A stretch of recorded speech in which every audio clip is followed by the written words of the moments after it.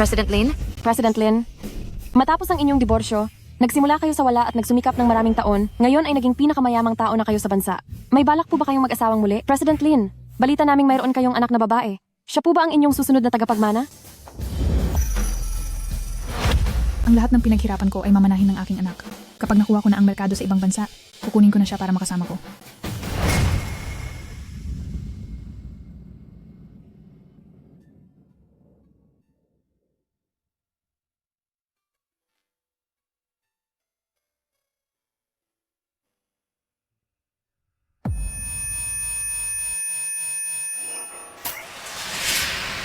Puro ka na lang katamaran sa trabaho. Inom ng inom, bakit hindi ka na lang mawala? Tita, naglalaba po ako, matatapos na po. Tapos na ba agad kapag nakapaglaba na? Hindi mo ba nakitang wala ng panggatong sa pinto? Gusto mo ba na akong buntis pa ang umakyat ng bundok para magsibak ng kahoy? Anong tinutunganga mo riyan? Bilis, pumunta ka na. Sinasabi ko sa'yo, kapag hindi mo na puno ng kahoy ang bakuran ngayon, huwag kang umasang makakabalik ka para matulog. Tita, pupunta na po ako ngayon.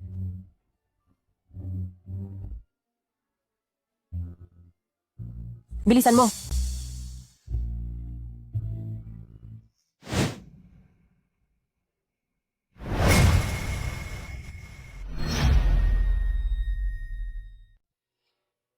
Anak ko. Nakakainis talaga yang si Zhou Xiang yun. Paano niya nagawang saktan ng ganito ang napakabuting bata? Nandito ka na? Asawa ko, pinalaya si Zhenjian ng kanyang madrasta, wala na siyang matuluyan, kaya inampun ko na siya. Ito ang mga dokumento sa pag-ampun sa kanya. Mabuti naman. Chunhua, halika rito.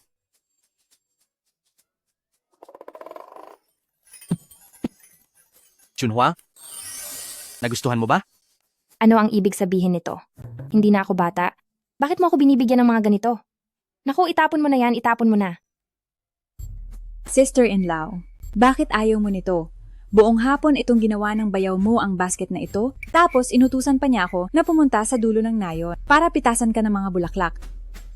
Basta busog ako at nakakain, sapat na yon. Hindi ko alam kung paano mag-enjoy sa mga ganyang bagay. Sayang naman kung itatapon lang ang bulaklak na ito. Hay? O kaya naman ang bulaklak na ito ibigay na lang kay Zhenjian. Bagay na bagay naman kay Zhenjian. Kayo ang bahala kung kanino nyo gustong ibigay. Hindi ko gusto yan. Salamat po, inay. Napakabait na bata talaga. Nagutom yata sila kaya payat na siya. Chunhua, ganito na lang. Sa susunod na buwan, ay huwag na muna tayong bumili ng gamot. Gamitin mo ang relos na ito para ipagpalit sa karne at gamitin mo ang perang ito para ibili ng pampalakas si Zhenjian. Ay, regalo ko sa'yo ang relos na yan. Tsaka, paano na ang kalusugan mo? Dahil ako ang nag-uwi sa kanya, hinding-hindi ko siya papabayaan. Itay, malakas po ang katawan ko. Di ko na po kailangan ng pampalakas. Kasalanan ko ang lahat? Kasalanan ng mahina kong katawan. Kung kaya ko lang sanang lumabas para magtrabaho, di sana tayo maghihirap ng ganito. Ano ba ang mga tumatakbo dyan sa isip mo maghapon? Kapag nakaipon na ako ng 300,000 piso, ako mismo, dadalhin kita sa probinsya para magpagamot. Nabalitaan ko noon, sabi sa nayo natin, may isang uri ng hayop na nakakapagpagaling ng hika at ubo ng mga bayaw. Ano nga uli ang tawag doon? Gecko. Ah, oo. Gecko. Wala namang mga gecko rito, pati nga kuneho ay madalang makita. Itay, siguradong gagaling din po kayo. Sister-in-law, hindi ka pa ba magluluto? May pera pambili ng basura, pero walang pera para sa ulam, ganun ba? Kailan ba kita hinayaang magutom? Susunod na ako. Inay, gusto ko po sanang lumabas para mag-igib ng tubig. O sige, mag-ingat ka sa pagtakbo.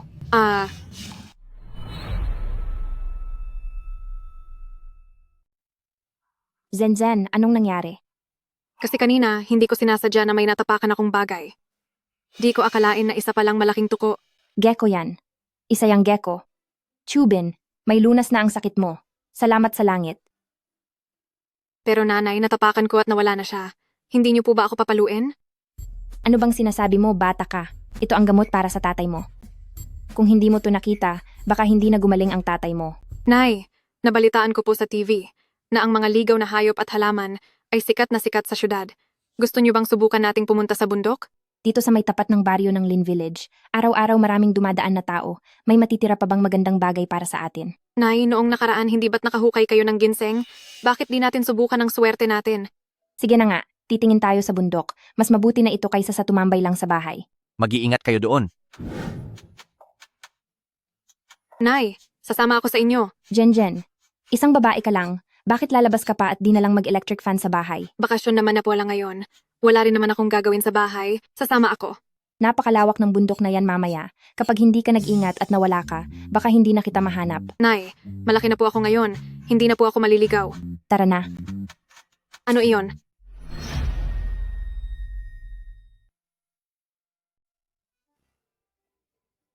Ngayon lang ako nakakita ng ganito kalaking strawberry. Oo nga, ang laki nito. Nasa bundok ako, pero wala pa akong nakikitang strawberry na kasing laki nito. Matagal din tayong naghanap, pero tila wala nang ibang pambihirang bagay dito sa bundok. Wala na ring masyadong mahahanap dito. Tara na. Mag-iingat ka, bata. Ang strawberry ko. Jen, hindi ka ba nasaktan? Nay, ayos lang po ako. Huwag po kayong mag-alala. Ikaw talaga. Sa susunod ay mag-ingat ka. Sinwerte ka sa pagkakataong ito, pero sa susunod ay hindi natin alam. Dito sa bundok na to, napakaraming mga bitag. Saffron. Anong klaseng bulaklak ang saffron? May espesyal ba sa kanya? Ang saffron ay isang uri ng mahalagang halamang gamot. Kapag ibinenta natin ito sa lungsod, siguradong maganda ang presyo nito. Kapag nagkapera tayo, mapapagamot na natin si Papa.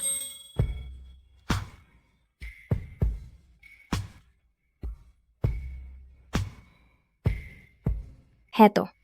Napagod ka ba ngayong araw? Magpahinga muna tayo bago umuwi. Marami tayong nakuha ngayong araw. Kapag dinala natin ito sa lungsod, malaki-laki ang kikitain natin. Bata ka talaga? Hindi pa tayo nakakababa ng bundok? Nagugutom ka na agad? Heto. Salamat po, Nanay. Ang sarap naman ito. Sige na, bumalik na tayo. Pag uwi natin, iluluto ko ang paborito mong ulam. Nay, lahat naman ng luto niyo ay gusto ko. Wow. Totoo ngang may mailap na manok. Dito sa mundo, mayroon talagang ganitong klase ng manok. Ay nako, sister-in-law, ito ba talaga ang nakuha niyo mula sa bundok? O nga, tiya. Pabalik na sana kami nang biglang may lumitaw na malaking manok sa harap namin, kaya napilitan kaming iuwi ito. Paanong nangyari yon? Ang mga tao dito sa Lin Village, ilang beses nang umakyat sa bundok na yan, wala silang nakitang manok o kuneho man lang, kahit nga yung saffron ay wala ring makita. Ay, bilas. Masasabi ko na ang swerte mo ay ang pinakamaganda sa buong baryo natin. Mula nang dumating si Zenzen sa pamilya natin, naging maganda ang swerte natin na di pa nangyayari dati. Si Zenzen ba ay isa talagang munting mapalad na bituin? Zenzen, sagutin mo ng tapat ang tanong ni Mama. Noong kasama mo pa ang tatay mo at ang iyong stepma, noong magkakasama pa kayo, mayroon ka bang gustong-gustong mangyari noon? Noong nasa bahay pa ako dati, laging nag-aaway at nagbabasag ng gamit. Si Papa at ang tita dahil hindi sila magkaanak. Gustong-gusto ko talagang magkaanak ang tita, at nang magkaanak na siya, ay lalo naman siyang nagalit sa akin. Naintindihan ko na sa wakas. Ang ating Zenzen ay hindi malas gaya ng sinasabi ni Zhao Xiangyun. Siya ay isang mapalad na bituin na galing sa langit. Ma, masaya ka ba dahil nakakuha tayo ng malaking manok? Babalik na si Ma sa loob at ipagluluto kita ng nilagang manok na may kabute. Tara. Sige po.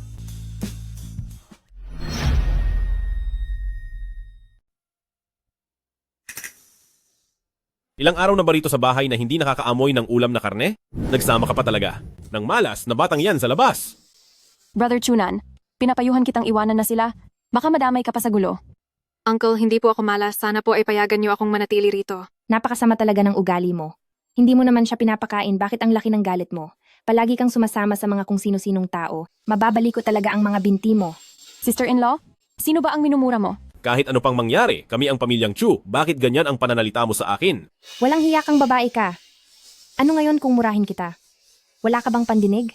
At ikaw naman, ano ngayon kung pagsabihan kita?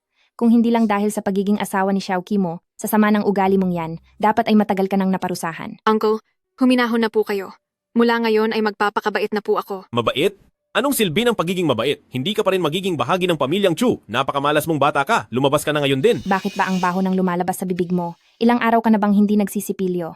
Tinatawag akong nanay ni Jenjen, kaya ituturing ko siyang parang tunay na anak. Kapag nagsalita ka pa ng hindi maganda, papatigilin talaga kita. Hay, bakit ka ba kumakampi sa ibang tao? May sakit sa baga ang kapatid ko at hindi pa rin siya gumagaling. Ako lang ang tanging lalaki sa The Chu family. Kung gusto nating umasenso ang The Chu family, sa akin lang kayo aasa.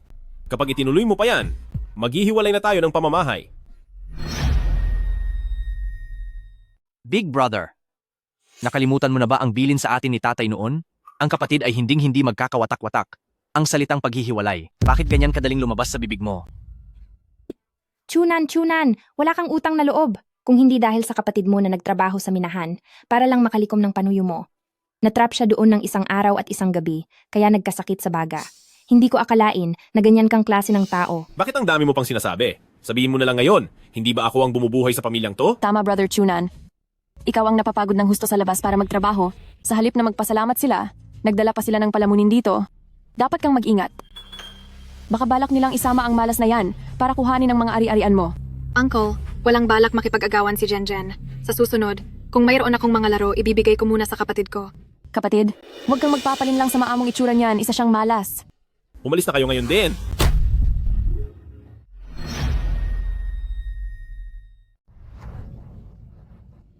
Anak kita, lakasan mo ang loob mo kapag may nang api sa'yo. Gumanti ka. Bakit? Tingnan mong mabuti, ganito mo siya saktan. Hoy, kuya ako ni Chubin. Kapag sinubukan mong lumapit, papatulan kita. Chunan. Tingnan mo nga ang sarili mo. Humingi ka agad ng tawad sa hipag mo. Sumusobra ka na talaga. Hinding-hindi mangyayari yan. Hindi ba gusto nyo ng hatian sa bahay? Sige, maghati na tayo ngayon din. Totoo bang maghahati na tayo? Hindi pwede. Chunhua, Nay, huminahon po kayo. Habang narito ka, hindi kailanman tatahimik ang pamilyang ito. Maghati na tayo, kailan pa kung hindi ngayon. Sige, kung gusto nyo ng hatian, pero dapat magkaliwanagan muna tayo. Ang mga ari-arian natin, 2-3 bahagi ng bahay na ito ay sa akin, pati na ang lupang yon, lahat yon ay akin. Tutal, sakitin naman ang kapatid ko, di niya man lang mabuhat ang asarol. Masasayang lang kung mapupunta sa inyo. Hayaan mo na.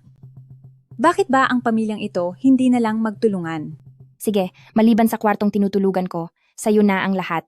At tungkol sa mga lupa, 1 ektarya at kalahati lang ang kukunin ko, mapupunta na sa'yo ang iba. Ang hindi papayag sa hatian ay duwag. Bakit pumayag agad si ate ng ganito kabilis? Alam ng matandang yan na nanggugulo ako para sa hatian. Hindi ba siya gagawa ng eksena? Hipag. Talaga bang pumapayag ka?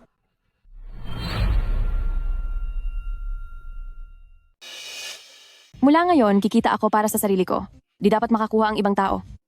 Mas giginhawa lang ang buhay natin kaysa ngayon. Pero, Ano pang inaalala mo? Lumayo ka na sa malas na babaeng yan. Hindi ako malas. Lumayas ka rito. Paano ka makipag-usap sa akin? Sayang lang ang pagpapalaki ko sa'yo. Ikaw ang dahilan kung bakit nawala ang nanay mo. Tingnan mo, sasampalin kita. Lumabas ka rito. Kung alam lang ni Mama na lagi mo akong minamaltrato, siguradong ipagtatanggol niya ako. Napakababaw mo. Umaasa ka pa ring babalik ang nanay mo para iligtas ka? Ang mga gamit ng nanay mo, sinunog ko na ang lahat. Kahit bumalik pa siya rito, papagalitan ka lang niya dahil malas ka, dahil sa'yo kaya siya nawala ng maaga. Tita, hindi ko kasalanan ang nangyari kay Mama. Buhay pa ang nanay ko. Siguradong babalik siya para makita ako. Zenzen, nagsisinungaling lang siya. Ikaw ang nagdadala sa akin ng swerte. Hindi lang nila alam ang halaga mo. Ay, ang sweet naman ninyong mag-ina. Siguradong hindi magtatagal, ikaw at ang sakitin mong asawa ay mawawala rin dahil sa kamalasan niya, katulad lang nung nawala sa labas na si Lin Shuzhen. Sa huli, Lu Zhenzhen, mag-iisa ka pa rin sa buhay. Ma, ang nanay ko yan. Ma, siya ang nanay ko. Jenjen, sandali. Hindi siguradong nanay mo yan. Patay na ang nanay mo. Nangangarap ka pa ba? Ilan kayo? Sino po kayo? Ipag, kumusta ka? Kami ay mula sa Siuling Group, mga empleyado ng sangay sa lungsod ng Huayan. Pumunta kami sa inyong baryo para kay Lu Zhenzhen, na taga rito, maghatid ng mga gamit. Gusto ko sanang magtanong, paano pumunta sa bahay ni Lu Zhenzhen dito sa baryo? Hinahanap niyo si Lu Zhenzhen. Bakit niyo siya padadalhan ng mga gamit? Itong batang babae ba, si Zhenzhen? Oo, Ayon sa utos ng nakatataas, nandito kami para ihatid sa inyo ang mga bagay. Tinatantiya ko kayo po ang tagapag-alaga ni Zenshen. Narito ang perang para sa iyo. Kabuang 100,000 yuan. 100,000? Sapat na iyan sa aming baryo para mabuhay ng 7 o 8 taon. Sa 100,000 ito, magiging mayamang babae na si Lee Chunhua. Ate, kunin mo ang perang ito. Kung mayroon mang kahirapan sa pag-aalaga kay Zhenzen, sabihin mo lang sa amin. Zhenzen, sumama ka na sa akin pabalik. Nagkamali kayo. Si Zhenzen ay anak ko. Dapat sa akin ibigay ang perang iyan. Ma, bilisan mo. Iligtas mo ako. Ako ang stepmom mo. Kung hindi ka sasama sa akin pa uwi, kanino ka sasama? Malditang bata, naglakas loob ka pang tapakan ako? Zhou Xiangyun, kapal ng mukha mo. Kahapon ikaw ang nagpag-uwi sa akin kay Zhenzen. Bakit ngayon, sa harap ng buong baryo, inaagaw mo ang anak ko? Anak mo? Si Zhenzen ay Lu ang apelyido, hindi Chu. Ay naku mga kabaryo, kayo na ang humusga. Sa liwanag ng araw na ito, itong si Ate Lee inaagaw ang anak ko.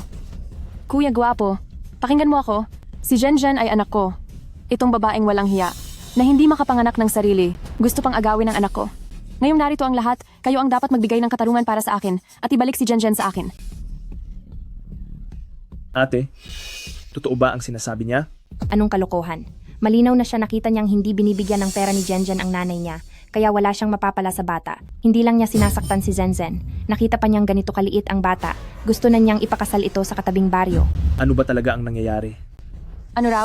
Dahil nasa puberty na si Zhenzen, nagkaroon lang kami ng konting pagtatalo. Sinabihan ko lang siya ng mabibigat na salita, kaya si Ate Lee naman sinusubukang samantalahin at kidnapin si Zhenzen. Tito, hindi totoo ang sinasabi niya. Hindi lang niya ginastos ang 5,000 yuan na ipinadala ng nanay ni Zhenzen. Pinagtatrabaho pa niya ang bata araw at gabi sa mabibigat na gawain at hindi pa maayos na pinakakain. Tingnan niyo, anong ginawa niya kay Zhenzen hanggang sa ganyang kondisyon. Zhou Xiangyun, kahit hindi mo tunay na anak si Zhenzen, paano mo nagawang pahirapan siya ng ganito? Bakit ganyang kalupit ang puso mo? Hindi totoo, nadapa lang ang bata kaya nagkaganyan. Kung hindi dahil sa pamilya Chu na siyang nanakit sa bata ng ganito, matagal ko nang napauwi ang bata. Ikaw, mabahong babae.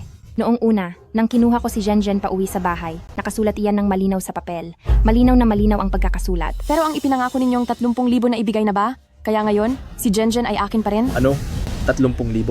Ganyan kalaking bata si Zhenzen ibinenta mo?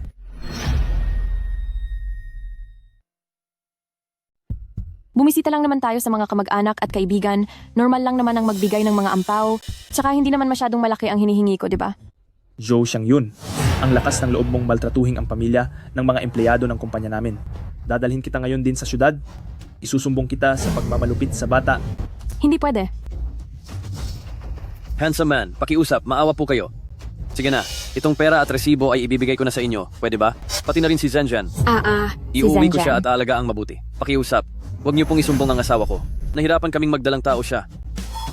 Mahal ko, huhulihin nila ako. Sige, dahil nagdadalang tao siya, hindi ko na muna siya isusumbong. Pero ikaw, bilang saksi, hinayaan mo lang na magtratuhin niya ang bata. Mas wala kang puso. Dalhin niyo siya. Wag, mahal ko, Huwag niyo pong hulihin ang asawa ko. mahal ko. Mahal ko. Punong barangay, bilis, makiusap ka sa kanila. Hindi pwedeng makulong ang asawa ko.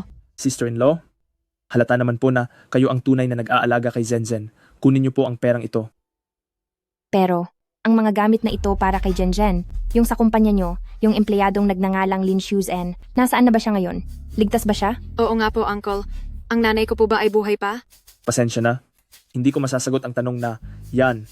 Kung may kailangan kayo, pumunta lang kayo sa syudad para hanapin ako. Aalis na kami. Sige na, magsialis na tayo. Huwag na kayong manood. Ay, biglang dumami ang pera natin. Dapat siguro tayong pumunta sa hotel mamayang gabi para magdiwang, ano? Bitawan mo ko. Anong balak mong gawin? Ang perang ito ay inilaan para kay Zhenzen. Hindi natin ito pwedeng galawin. Sa madaling salita, hindi ba't ang perang ito ay para naman talaga sa pamilya natin? Nakatira siya sa bahay natin, kaya sa atin ang perang ito. Ano namang masama kung gumastos ng kaunti? Sino ba ang pamilya mo? Sino ba ang pumayag na maghiwalay na ng ari-arian kanina? Ang tubig na natapon na, hindi na mababawi pa. Anak ko na si Zhenzen ngayon. At ngayon, wala na siyang anumang koneksyon sa'yo.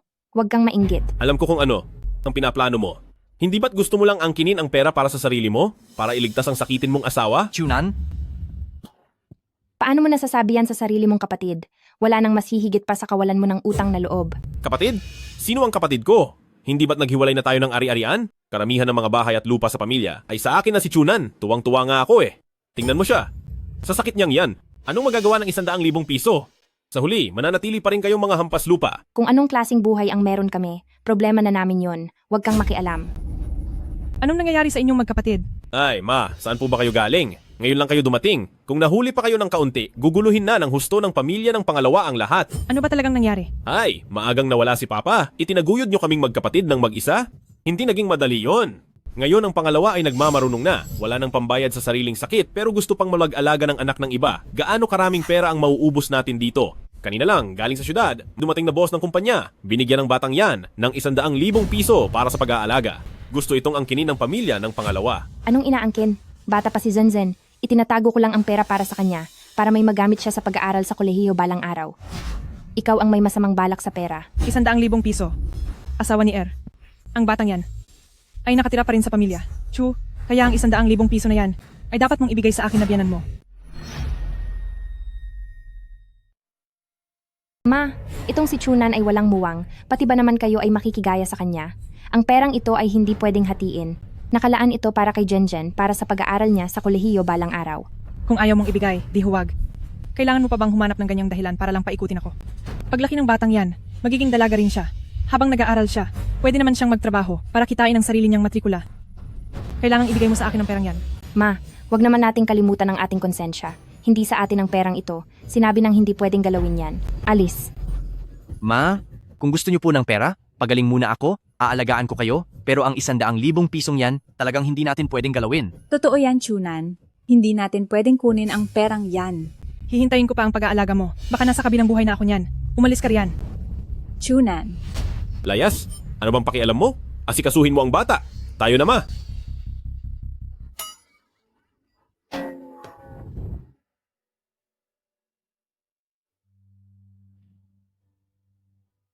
Chunhua, ang mga sinabi ni na mama at kuya, wag mo na sanang dibdibin? Hindi lang talaga sila nag-iisip ng tama. Matagal ko na silang kilala at wala rin akong balak makipag-away sa kanila. Pero kung aasa lang tayo sa maliit na lupang yan, paano tayo mabubuhay?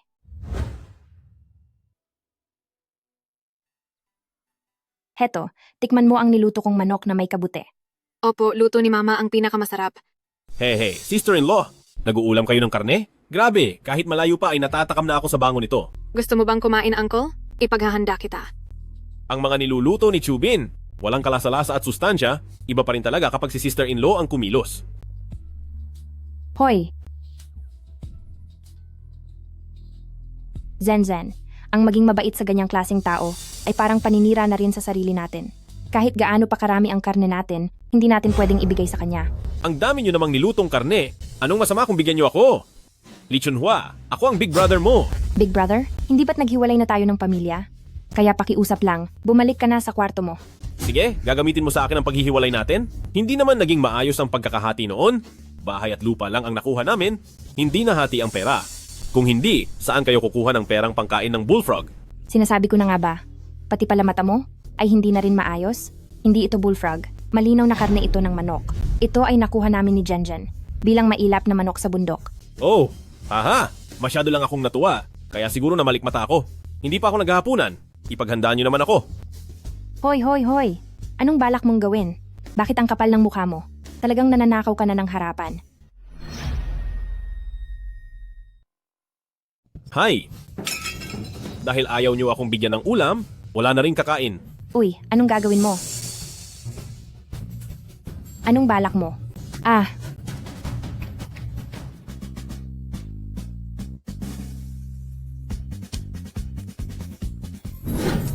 Janjan, kailangang maaga ni Mama bukas para magbenta ng saffron sa lungsod at bibilhan ko rin ng gamot ang papa mo. Dito ka lang sa bahay.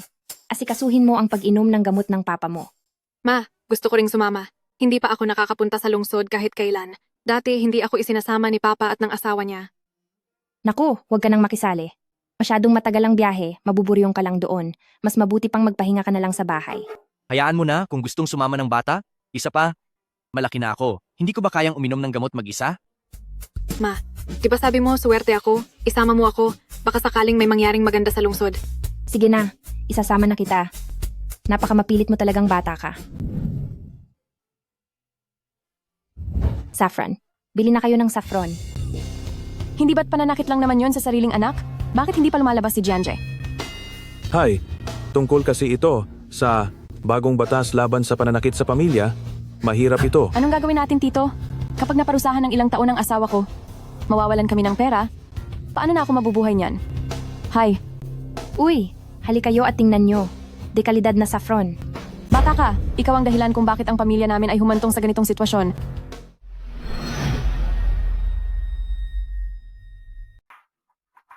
Kuya, bibili ka ba ng Tibetan saffron? Hindi ba ito ordinaryong honghwa lang? Saan naman nanggaling ang sinasabing Tibetan saffron? Ito nga ang mamahaling Tibetan saffron. Pero pagkatapos lang itong ipaaraw, nagmumukha lang itong katulad ng karaniwang honghwa. Aminado ka naman. Nakamukha talaga nito ang honghwa. Kung ganon, paano mo mapapatunayan na ito ay Tibetan saffron at hindi basta karaniwang honghwa? Ako, Tama. Ang Tibetan, saffron at honghwa, pareho mang nakakapagpatigil ng pagdurugo at nakakabawas ng pasa. Pero ang presyo ay hindi magkapareho. Niloloko mo kami ng ganyan? Hindi ba nasasaktan ang konsensya mo? Ang epekto ng Tibetan saffron at honghua ay magkaiba talaga. Kung basta mo na lang kakainin yan at may nangyaring masama, kaya mo bang panagutan iyon? Tama. totoong Tibetan saffron ito. Hindi ito ordinaryong honghwa.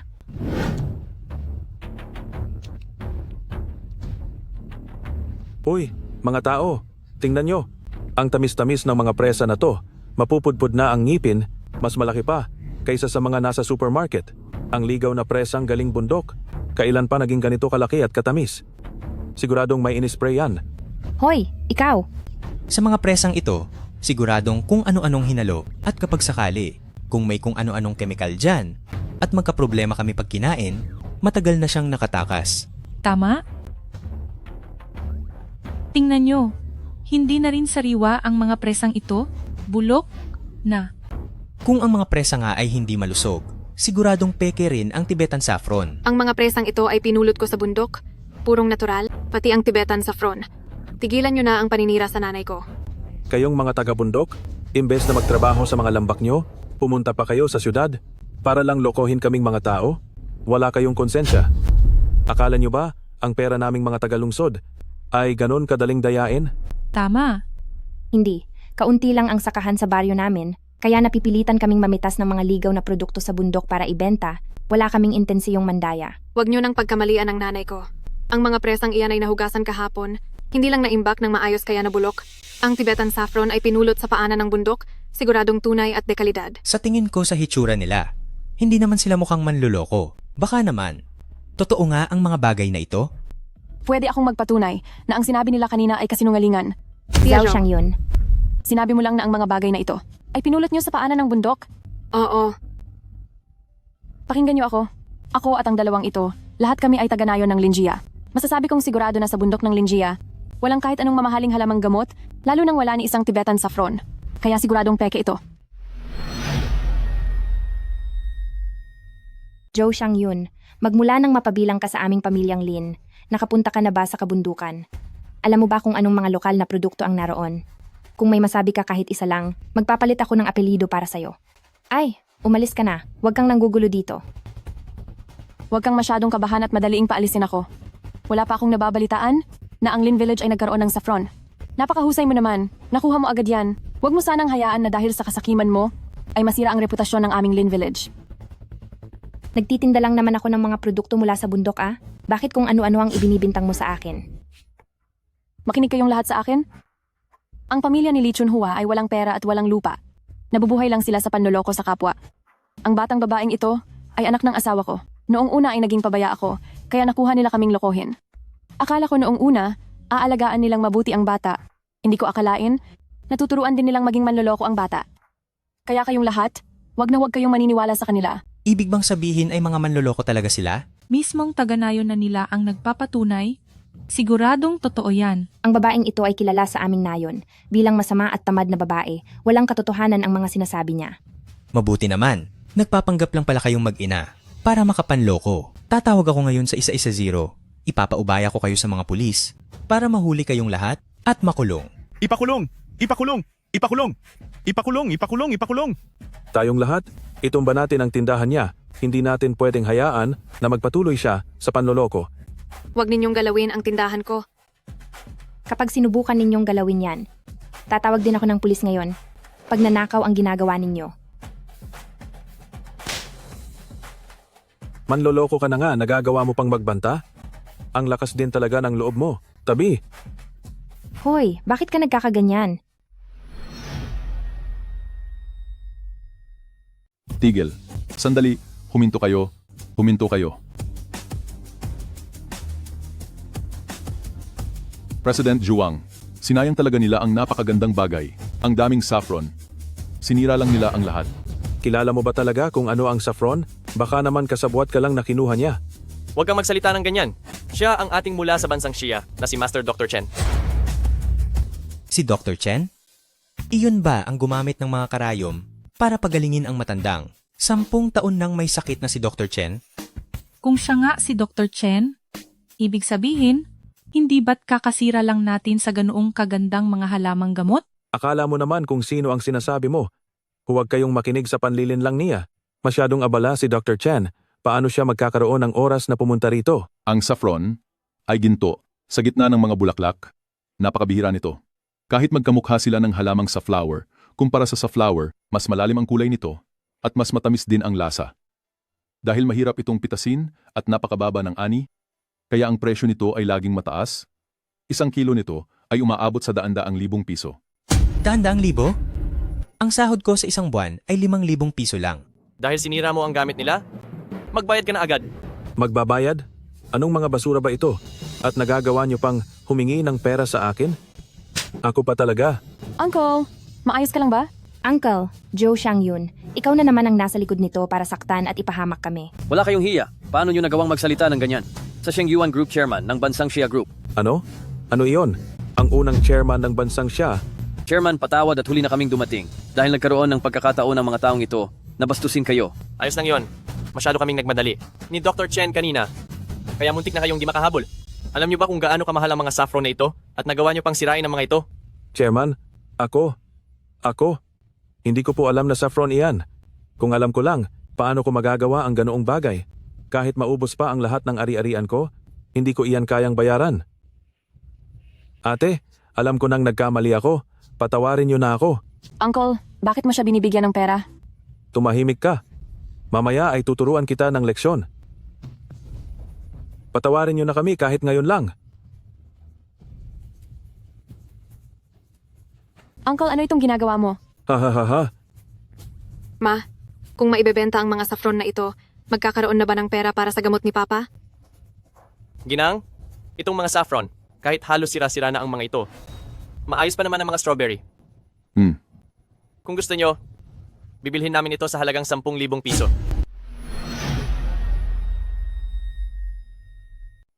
Sampunin na libo? Wag na po.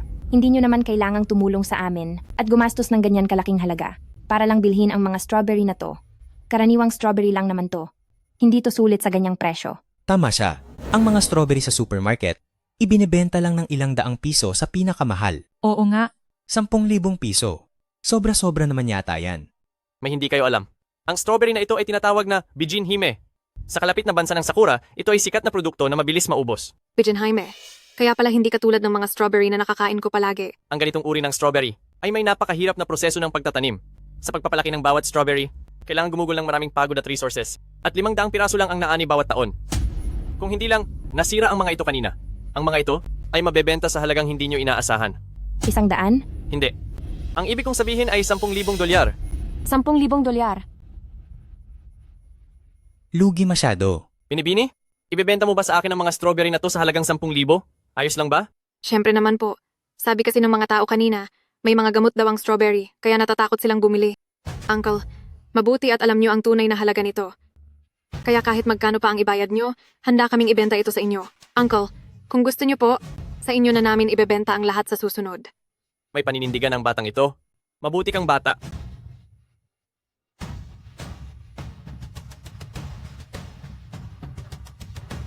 ₱10,000. Ang dami naman yan.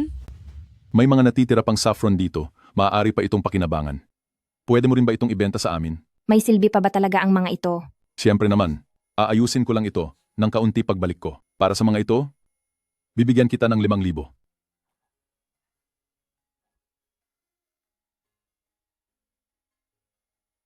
President Zhuang, mauuna na po ako.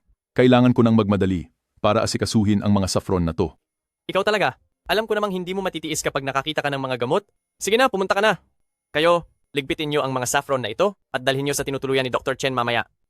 Masusunod po, masusunod po. Salamat sa pag-unawa, President Zhuang. Mauuna na po ako. Sige na, lumakad ka na. Inay, nauuhaw na ako. Gusto kong uminom ng tsaa. Sandali lang. Ubos na ang tubig. Sakto at papunta ako sa tsaan. Kung ayos lang, sumama na kayo sa akin.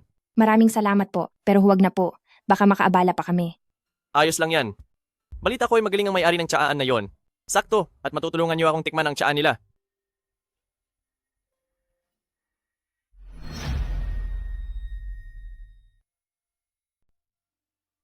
Ma, ngayon lang ako nakapunta sa isang tea house para uminom ng tsaa. Ako rin, ngayon lang nakapunta rito. Isang pitsil lang ba talaga ng tsaang kukunin niyo? Ayaw niyo ba ng merienda? Wag na po, wag na. Sapat na sa amin ang isang pitsel ng tsaa. Sige na nga, sa isang pitsil ng tsaa, makikita rin naman ang galing ng gumagawa nito. Kung talagang kasing galing ito ng sabi ng iba, bibilhin ko ang shop na ito. Isang pitsel lang ba talaga? Pagkatapos niyo bang uminom, aalis na kayo agad? Mahal ang upa sa lugar na ito. At busy ang negosyo namin.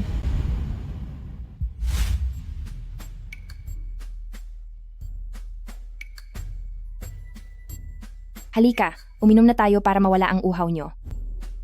Ma, mauna na po kayong uminom. Uncle, uminom din po kayo. Sige.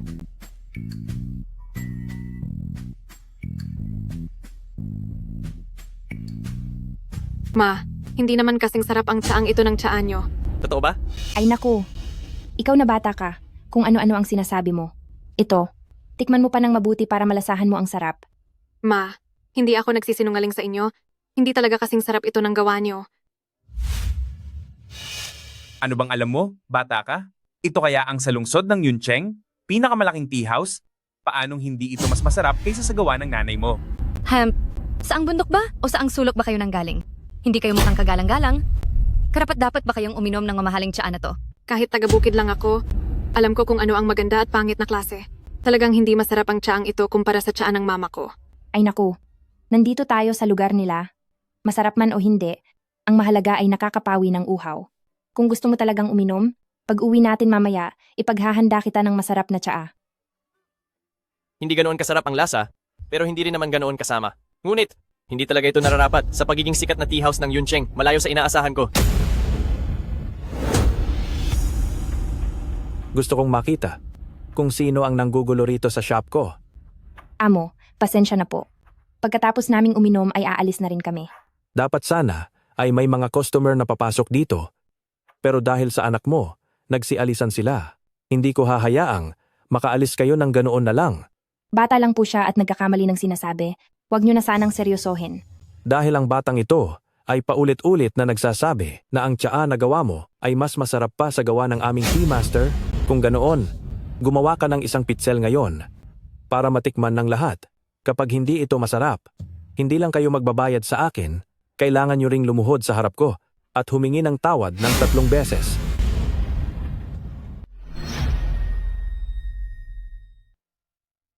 Naku po, magsasaka lang ako mula sa probinsya. Paano ako matututong magtimpla ng tsaa? Kung ano-ano lang ang sinasabi ng batang ito. Pag uwi namin ay siguradong tuturuan ko siya ng leksyon. Sana ay maging malawak ang inyong isipan. Patawarin niyo na po kami sa pagkakataong ito. Sige, kung ayaw niyo makipaglaban, magbayad na lang kayo. Ang shop na ito, kumikita ng 7 hanggang 8,000 araw-araw. Magbayad kayo. 7,000 hanggang 8,000? Nagsabi lang naman ang bata ng walang mali siya. Tapos pagbabayarin niyo kami ng ganoon kalaking halaga? Masyadong malupit naman. Ata yan. Ma, makipaglaban na po kayo sa kanila. Mas masarap naman talaga ang tsaa nyo kaysa sa kanila. Siguradong mananalo kayo. Bakit kaya ang batang si Jenjen ay napakatigas ng ulo ngayon? Bakit parang iba siya? Pagkakataon na rin ito para malaman ang galing at ugali ng mga tsaa master dito. Amo, hindi ba pwedeng magbayad na lang kami? Hindi pwede. Dahil sinabi mo lang kanina na ang tinimpla kong tsaa ay hindi hamak sa timpla ng probinsya ng nanay mo. Noong nagtitimpla na ako para sa mga lider, naglalaro ka pa lang sa putikan noon. Bakit ka ba nang gagalaiti? Nagsasabi lang naman ng totoong saloobin ang anak ko. Sige. Dahil sa sinabi mong iyan, maglalaban tayo ngayong araw. kundi ay hindi na ako makakapagtrabaho dito sa lungsod ng Yuncheng. Sige, paano ba ang labanan? Gagamit kayo ng parehong dahon ng tsaa at mga kagamitan. Ipakita nyo ang inyong galing sa lahat. Sige.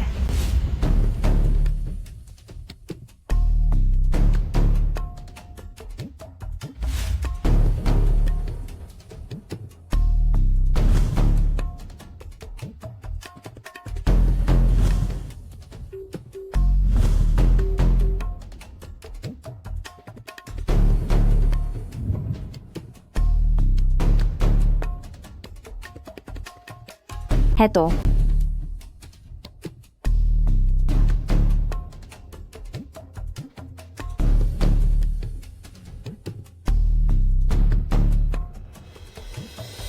Ay, nakakapagtaka? Sa parehong dahon ng tsaa, bakit parang ang tsaa na tinimpla ng taga-probinsya ay mas mabango? Oo nga, yun din ang pakiramdam ko. Tama ang sinabi ko, di ba? Mas masarap ba ang timpla ng nanay ko? Ang tsaa ay iniinom, hindi lang inaamoy. Malalaman lang kung sino ang mas magaling kapag natikman na.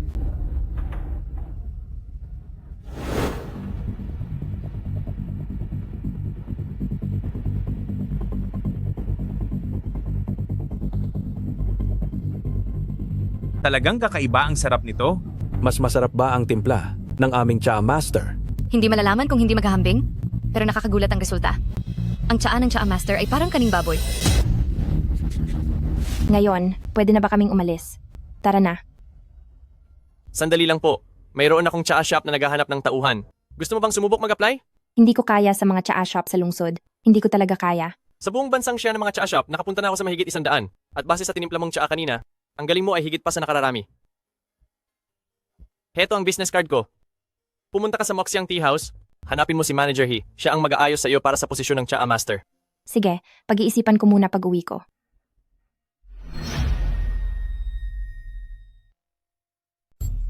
Tay, nakabalik na kami ni nanay galing sa pagtitinda. Bumili rin ako ng paborito mong kakanin. Sino nga ba ang nagsabi dati na hindi pwedeng gastusin ang perang to? Ilang araw pa lang ang nakakalipas, bumibili na kayo ng sandamakmak na pagkain nang di namin alam? Hindi po. Hindi po galing sa perang yun ito. Pinaghirapan po namin ito ni nanay. Oho, talagang nanay na ang tawag mo sa kanya. Napaka-sweet nyo naman. Hindi mo ba alam na matagal nang wala ang tunay mong ina? Hindi pa wala ang nanay ko. Huwag mong pagsalitaan ng ganyan ang nanay ko. Wala kang galang. Zenzen. Zenzen, ayos ka lang ba? Uncle, bakit mo sinira ang mga pagkaing binili ko para kay tatay? Bayaran mo to. Nandito na si Zenzen. Zenzen, halika rito. Anong nangyari rito? Bakit namumula ang mga mata mo? Tay, itinapon ni Uncle ang mga binili ko para sa inyo. Binili mo to para kay tatay?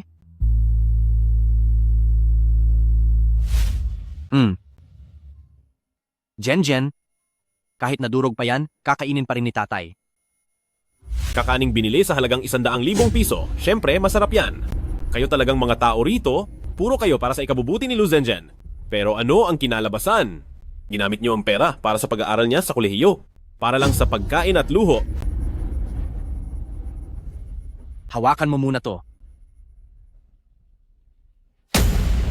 Ay, anong gagawin mo? Pwede mong gawin pero bawal ko sabihin? Inapi mo ang anak ko, at akala mo ba hindi ako lalaban? Ako. Sige lang, ikaw nasakitin ka? Lalaban ka sa kuya mo? Tingnan natin kung paano ka parurusahan ni nanay. Kuya? Alam mo pa palang kuya kita? At si nanay naman, puro kay Pasipiko lang naman ang pabor niya. Sa tingin mo ba may pakialam ako sa sasabihin niya? Subukan mong apihin ang anak ko, itataya ko ang buhay ko laban sa'yo. Ay, Chubin, sandali lang. Kapag itinuloy mo yan, siguradong mapapahamak siya ng husto. Gusto mo ba akong mawala? Gusto mo bang magbayad ng sarili mong buhay? Ang kalahati ng buhay ko, kapalit ng sayo. Sulit na yon.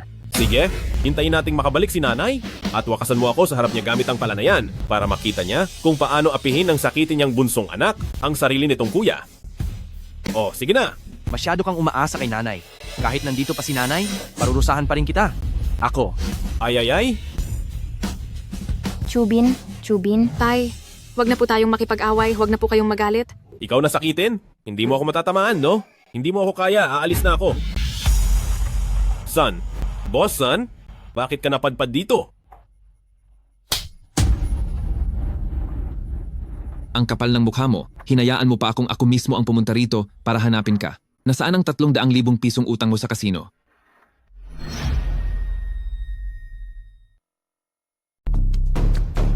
Boss San, medyo gipit kasi ako ngayon.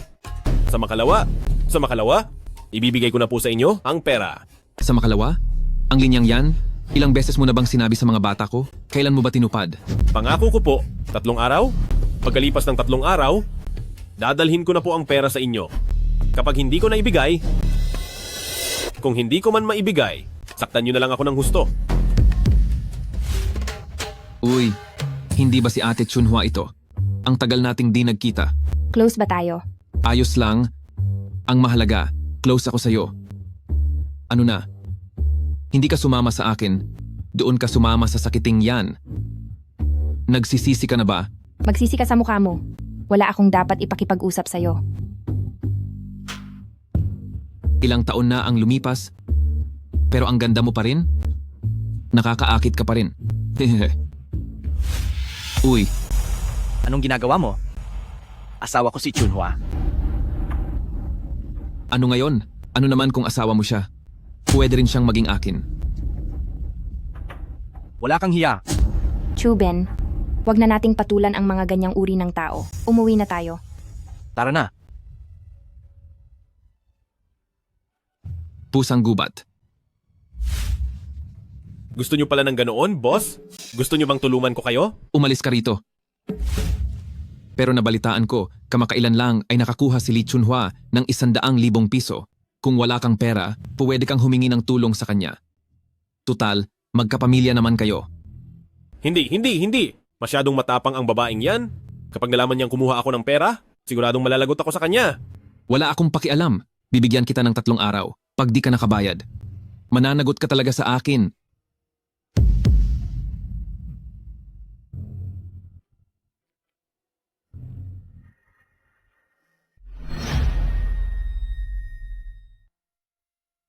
Ito po yung kinita namin ni nanay ngayong araw. Ang galing namin, di ba? Oo. Ang dami nito ah. Ang galing talaga ng anak ko. Chubin sabi nitong si Jenjen, ibibigay niya sa'yo lahat ng pera.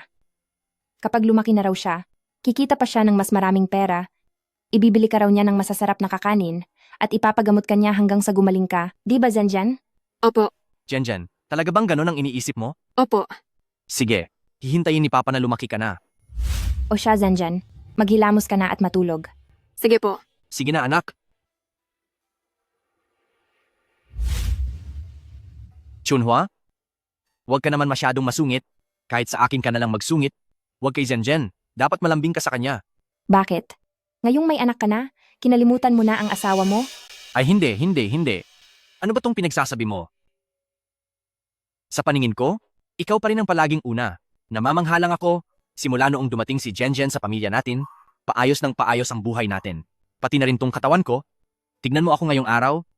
Kahit nakipag-asaran ako kay Chunan, hindi man lang ako hiningal o inubo. Sa tingin ko ang lahat ng ito ay dahil kay Jenjen.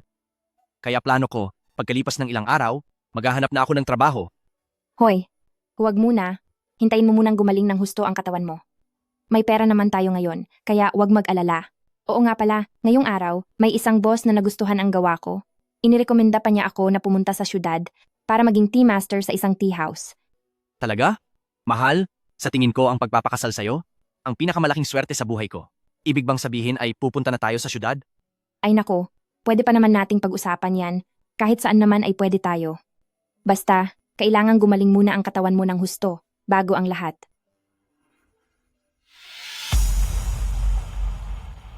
Dahil sa inyo. Kaya nahuli ang asawa ko. Ngayon, ang natira na lang sa bahay na to ay ako na nag-iisa. Kung mahihirapan ako, huwag niyo ring asahan na magiging madali ang buhay niyo. Sinisigurado ko na pagbabayarin ko kayo.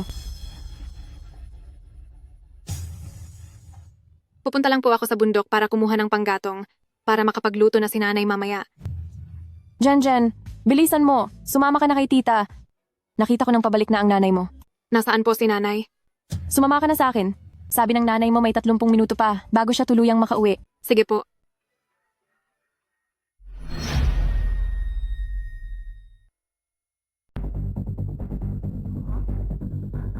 Kanina pang umaga. Bakit di pa bumabalik si Jenjen? Kumain ka muna rito sa bahay. Lalabas muna ako para tingnan. Sige. Ititira ko kayo ng pagkain. Sige, salamat. Jenjen. Zenzen. Chubin. Nawawala si Jenjen. Tita, di ba sasamahan mo akong hanapin si nanay? Anong gagawin natin dito? Sino ang nagsabing sasamahan kitang hanapin siya? Wawakasan na kita. Tita, tulungan niyo ako. Huwag kang umalis. May tao ba riyan? Tulungan niyo ako. Gusto mo pang tulungan kita? Mawala ka na.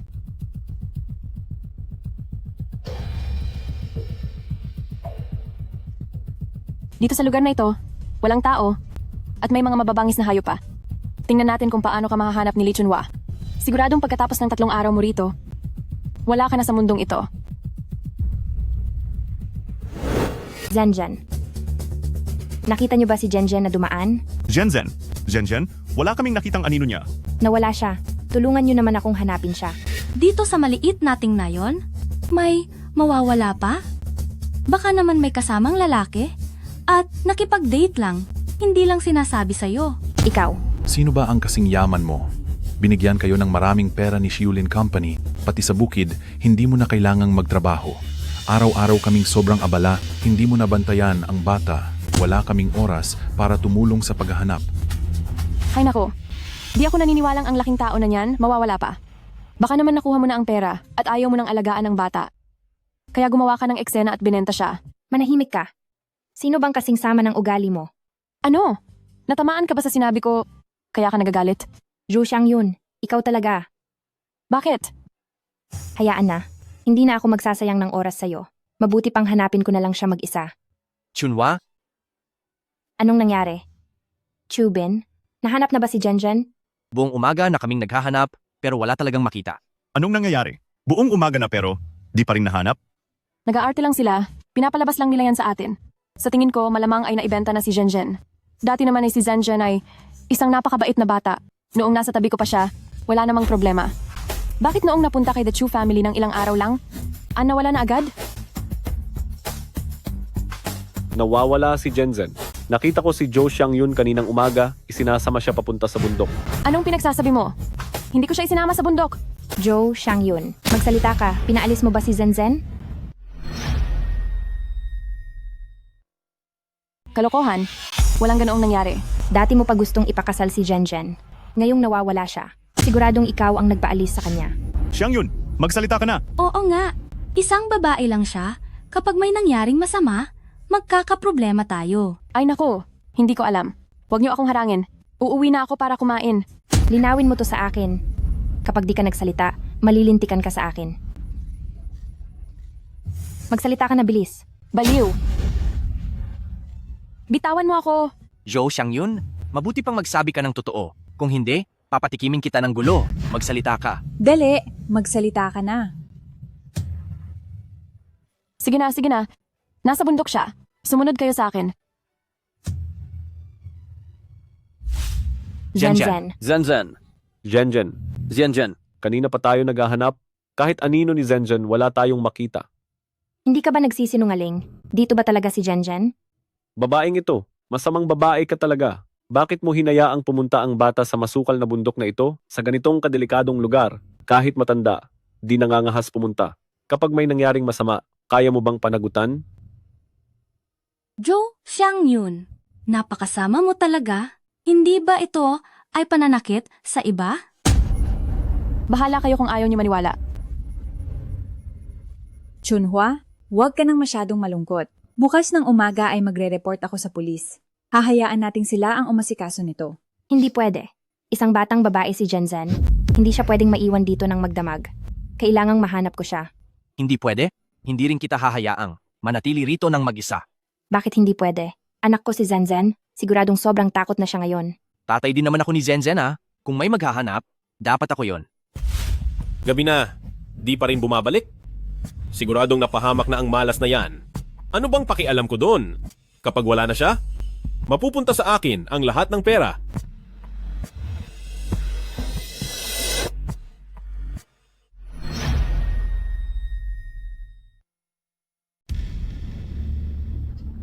Chubin, narinig ko na dati? Sa bundok na ito tuwing gabi, may mga mabangis na hayop tulad ng asong gubat, lobo, tigre at leopardo. Narinig ko rin na kinakaladkad pa raw ng mga hayop na iyon, ang mga tao. Bilang pinuno ng nayon, hinding-hindi ko maaaring hayaan kang maiwan dito ng mag-isa. Pero kahit ganoon, Hindi pwede. Baka napahamak na si Zhenzhen. Chubin, huwag ka ring mapahamak. Ang Zhenzhen natin ay swerteng isinilang, paano siya hindi makakabalik? Magbantay kayo sa bungad ng bundok. Kapag lumabas si Zhenzhen, tiyak na matatakot siya. Kami ni Chubin ay maghahanap pa ulit. Chunhua, lalaki ako. Kung may maiiwan, ako ang maiiwan. Ikaw at ang punong baryo, kayo ang magbantay sa bungad ng bundok. Hindi pwede. Hindi ka palubusang nakakabawi. Delikado sa bundok na ito, hayaan mo na akong pumunta. Hayaan mo akong maghanap. Kung sakaling hindi ako makabalik, dalhin mo si Zhenjian sa lungsod at mamuhay kayong maayos. Tatay, nanay, Zenzan. Zhenzhen. Zhenjian. Zhenzhen. Zhenzan. Zhenzhen, saan ka ba nagpunta? Pinatakot mo ng husto si nanay. nanay, sa totoo lang, sobrang namiss ko si mama. Si Tia Jo, pagkagising pa lang, ay sinabi niyang nakabalik na raw ang nanay ko. Sa sobrang tuwa ko, tumakbo agad ako rito. Pagkatapos, bigla akong itinulak ni Tia Zhou sa hukay na patibong. Hangal na bata, paanong narito ang tunay mong ina? Sige na, sige na. Basta nakabalik na si Zhenjian, ayos na. Zhenjian, nagugutom ka ba? Halika, iuuwi ka ni tatay para kumain. Sige. Zhenjian, narinig ko na. Sa malalim na bundok na ito, ang hukay na iyon ay higit 10 metro ang lalim. Paano ka nakaakyat? At saka, may kung ano bang nasa loob ng hukay? Sa umpisa wala akong makita. Pagkaraan ay nahipo ko isang buto at isang ahas. Nang pinaka natatakot na ako, hindi ko alam kung saan nanggaling. Biglang may lumipad na espada papasok, tumusok sa katawan ng ahas. Gamit ang espadang iyon ako nakaakyat. May espada pa? Tatay, nanay, itong espadang ito ang nagligtas sa akin. Ah, mahiwagang espada ito. Nalaglag sa hukay pero may espada pang nagligtas sa kanya. Ang swerte nitong batang babae. Grabe naman. Magkano kaya ang mabebenta natin sa espadang ito? Zhenzhen, hayaan mong makita ni kuya ang espada mo. Kung gusto nyo, kayo ang maghukay doon. Dadalhin ko na ang anak kong babae pa uwi. Mama, pasensya na talaga. Ako ang nagpabahala sa iyo. Walang problema? Magkakapamilya tayo, bakit pa kailangan sabihin iyan? Simula ngayon, poprotektahan ka ni mama. Kung may mga hasmang manakit sa'yo, puputulin ni mama ang ulo nila. Tama. Ngayon, salamat sa pagod ng lahat. Bumalik na tayo agad. Tara.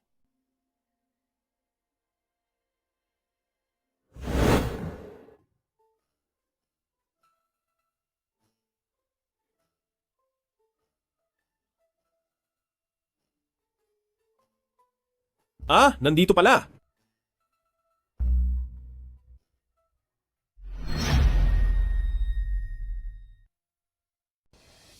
Anong ginagawa mo? Nandito ako para kunin ang mga gamit ko. May gamit ka ba dito sa kwarto ko? Huwag mong isiping di ko alam. Nandito ka lang para nakawin ang pera ko. Di ba naghati na tayo ng ari-arian? Pero itong pera, di pa nahahati. Anong masama kung kukuha ako ng kalahati? Pag nanakaw iyang ginagawa mo, ibalik mo agad sa akin ang pera, kundi ay malilintikan ka sa akin. Ay, hinding-hindi ko ibibigay sa'yo. Kapag inagaw mo pa, susunugin ko to. Hoy! Chubin, tumawag ka ng pulis ngayon din at tawagin mo na rin ang kapitan ng baryo. Opo. Ang tapang mo ring babae ka? Talagang magsusumbong ka sa pulis? Magkapamilya tayo? Kapag nakulong ako, ang reputasyon mo bilang menugang ng pamilyang Chu ay masisira din. Sinasabi ko sa'yo, hindi mo ako matatakot. Kukunin ko ang perang ito. Kukuha ako ng kalahati kahit anong mangyari. Lumabas ka rito? Ipakita natin sa mga tao sa baryo kung paano ka ba talaga naghahati ng pera. Ayoko. Ayoko nga. Tara. Ayoko pumunta. Chunan, isa kang college student. Bakit hindi ka magpakatino? Bakit mo ninanakawan ang pamilya mo? Hindi ako nagnanakaw? Di ba naghati na tayo ng ari-arian? Ang perang ito ay pag-aari ng lahat. Pumasok ako sa kwarto niya para kunin ang perang para sa akin. Paano naging pagnanakaw yon? Saka isa pa, may pera silang pambili ng kung ano-ano. Samantalang ako, ang nanay ko, at ang asawa at anak ko, nitong mga nakaraang araw ay wala man lang pambili ng kahit konting karne. Li Chunhua, napakakuripot mo naman. Kasama pa rin ni Auntie Zheng si Chunan. at may anak pa ang panganay mong bayaw, bakit ayaw mo silang hatian sa pera? Mula nang mapunta siya rito sa baryo natin, daig pa niya ang kuripot, ayaw mamigay. Hatian? Anong hatian? Malinaw na nakasulat dito. Ang 4 na salitang Sayulin Group. Kapag hinati ang perang ito, saan kukuha ng pampaaral para kay Zhenzen? Kahit Sayulin Group pa ang nasa sobrang ito, ang perang laman nito ay sa pamilyang Chu pa rin. Dati ay naghati na tayo, hati sa bahay at hati sa lupa, pero hindi tayo naghati sa pera. Ngayon, kailangan ang natitirang pera ay ihati mo na sa akin lahat. Sige ba? Gusto mong maghati, di ba? O sige, kwentahin nating mabuti kung magkano ba talaga ang dapat sa'yo.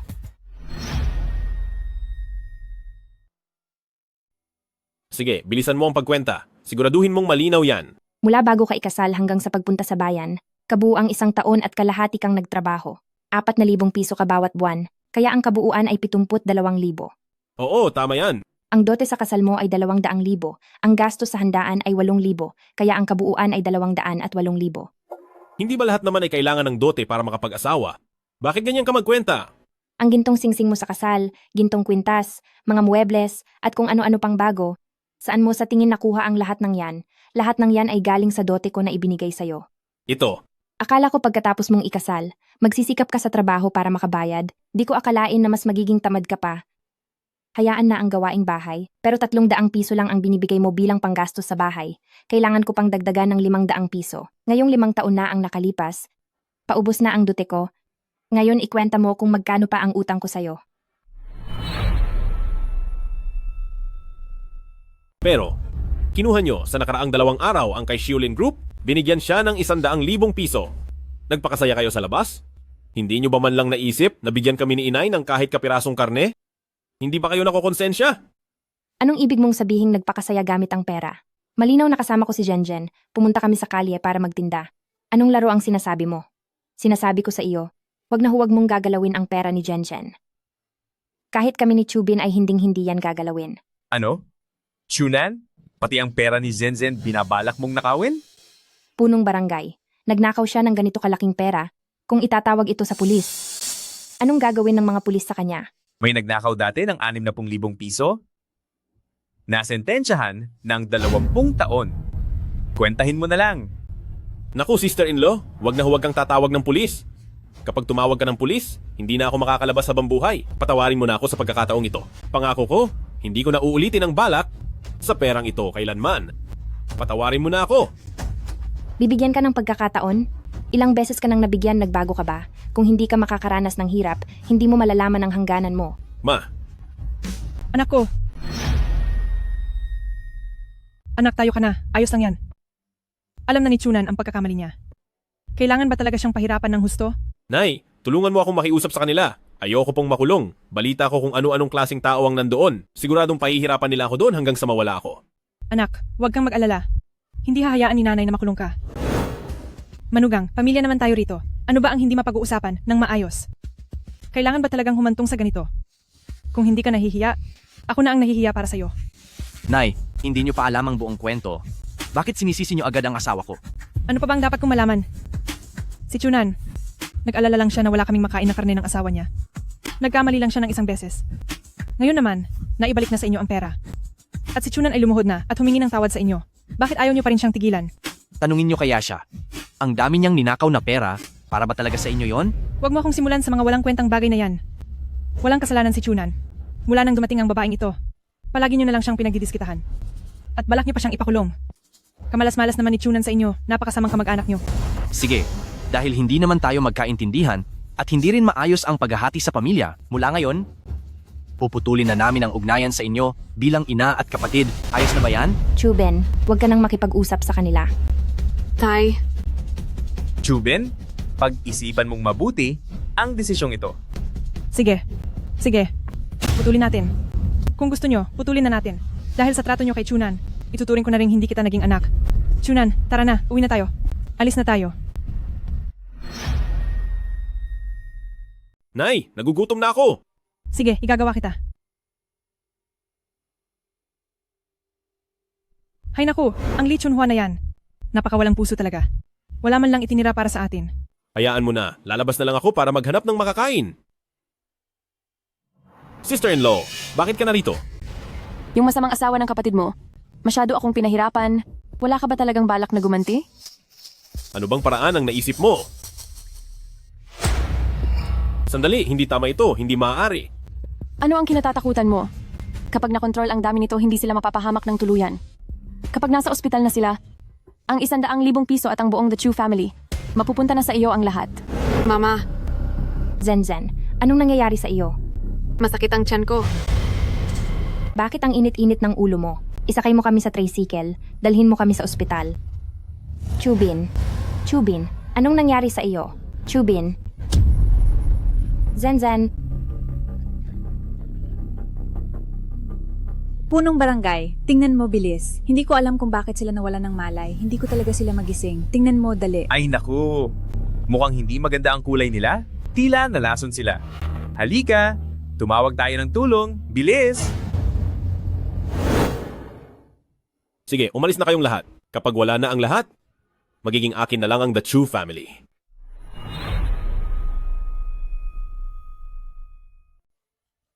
Anak ko, nasusunog ang 2 kwarto ng bahay natin. Ano?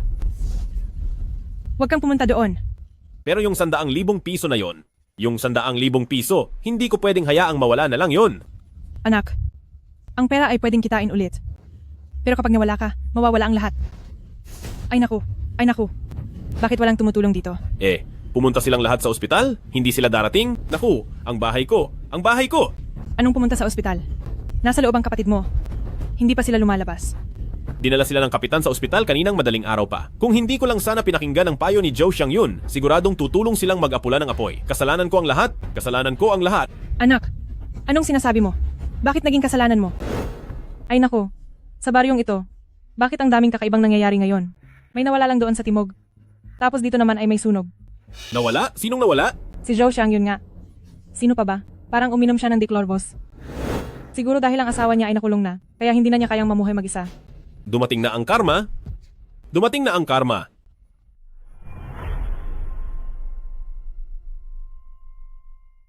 Bilisan nyo, tulungan nyo kaming patayin ang apoy. Hindi naman sa ayaw naming kumilos. Mahigit 1 buwan na ang tagtuyot, wala na tayong tubig. Hindi ako. Si Zhou Xiangyun iyon. Si Zhou Xiangyun ang naglagay ng lason. Chunan, anong sinasabi mo? Anong nilagay na lason? Kaninang madaling araw, dinala ni punong barangay ang pamilya ni Li Chunhua sa ospital sa bayan. Sabi nila ay nalason daw. Iyon pala, nakipagsabuatan ng panganay mong anak kay Zhao Xiangyun para saktan ang bunsong anak mo. Ang pamilya nyo talaga, ay naku. Gusto ko siyang pigilan pero hindi ko nagawa. Mali ako, Nay. Mali ang nagawa ko. Ang alam ko lang noon, mahilig ka lang magpasarap sa buhay. Di ko akalain na ganyan katigas ang puso mo. Pati ang sarili mong kapatid ay nagawa mong saktan. Hindi ko sinasadya, hindi ko na uulitin. Kapag may mangyaring masama sa pamilya ng kapatid mo, pumunta ka agad sa presinto para sumuko. Hoy, sister-in-law, sa wakas gising ka na. nasaan sina Chubin at Zhenzen? Ayos lang ba sila? Ayos lang sila? Mabuti na lang at nalinis agad ang mga tiyan nila. Ligtas silang lahat. Chubin, Zhenzen, mabuti naman at ayos lang kayo. Punong barangay, masamang balita, ang bahay nila nasusunog na. Chunhua, may sasabihin ako sa'yo, nasusunog ang bahay nyo. Ano? Nay, wala na tayong bahay. Ano na ang gagawin natin? Siguro ay gusto ng langit na pumunta tayo sa lungsod. Sira na ang bahay na ito. Wala na talaga tayong paraan dito. Siguro sa pagpunta lang sa lungsod tayo makakaahon. Hoy, Chunhua, noong huling sumama ka kay Zhenzen sa lungsod para magbenta ng mga produkto, di ba nakilala niyo si Boss Juang na nagrekomenda ng mapagtatrabahuhan? Bakit di natin subukan? Eksakto, makakahanap din ako ng trabaho sa lungsod. Pero ang sakit mo. Lalong lumalala ang kalagayan mo dahil sa lason. Mabuti pang pumunta muna tayo sa lungsod para makapanirahan ng maayos. Walang anuman yon. Zhenzen, mula ngayon sa lungsod na tayo titira? Ano sa tingin mo? Sige, gusto ko sa lungsod. Asawa ni Er. Si Chunan ang nagpahamak sa inyo. Ako na ang humihingi ng tawad para sa kanya. Dahil siya ang nagkamali, bakit ikaw ang hihingi ng tawad? Sa tingin mo ba, mas mababa kami kaysa kay Chunan?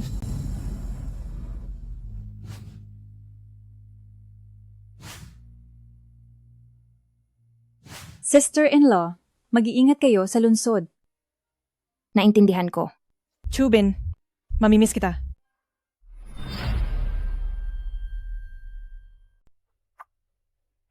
Huminto ka agad. May tao sa unahan.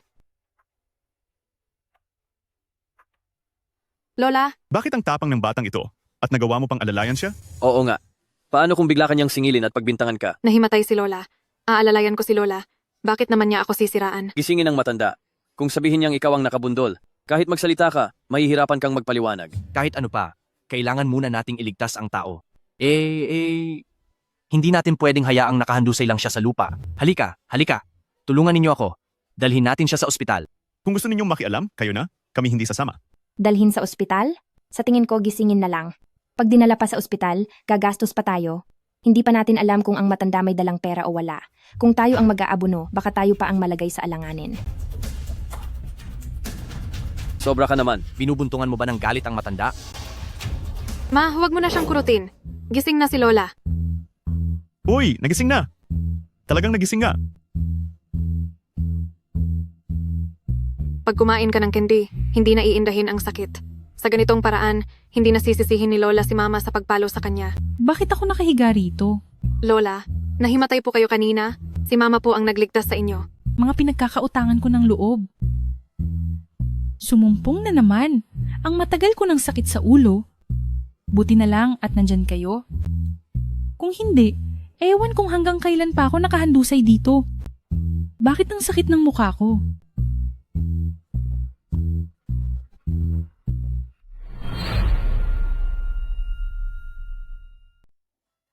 Kung wala na po kayong kailangan, aalis na po muna kami. Ay, sandali lang. Mga tagapagligtas ko, papasok ba kayo sa lungsod para maghanap ng kamag-anak o ano? Nasunog po kasi ang bahay namin, kaya wala na talaga kaming magawa ngayon, wala rin kaming matuluyan, kaya kailangan naming maghanap ng matitirhan sa lungsod. Sa ngayon ba, ay nakahanap na kayo ng matitirhan? Kakarating lang po namin dito sa lungsod, kaya hindi pa po kami nakakahanap. Sa ngayon, sakaling mayroon akong bakanteng villa, nasa tabi lang ng bahay ko, pumunta kayo roon at tingnan ninyo. Kung okay sa inyo, ay lumipat na kayo roon. Hindi po, huwag na po, hindi po maaari iyan, ang pagligtas namin sa inyo ay maliit na bagay lang po. Kapag nakikita ko ang batang ito, naaalala ko ang anak ko. 25 taon na ang nakalipas, kasing tanda niya ang anak ko noon. Kaya lang, ay nagkaroon ng problema sa pamilya noon, kinuha siya ng masasamang tao. Nahanap niyo po ba siya pagkatapos niyon? Yumaon na rin ang asawa ko, ilang taon na ang nakalipas. Mag-isa na lang ako ngayon. Ang batang ito at ang anak ko, 25 taon na ang nakalipas, ay talagang magkamukhang magkamukha. Kung magiging kapitbahay ko kayo, at mapagmamasdan ko siya ng madalas, magiging masaya na ako. Nay, sinabi na po iyan ni Lola. Bakit di na lang po tayo pumunta?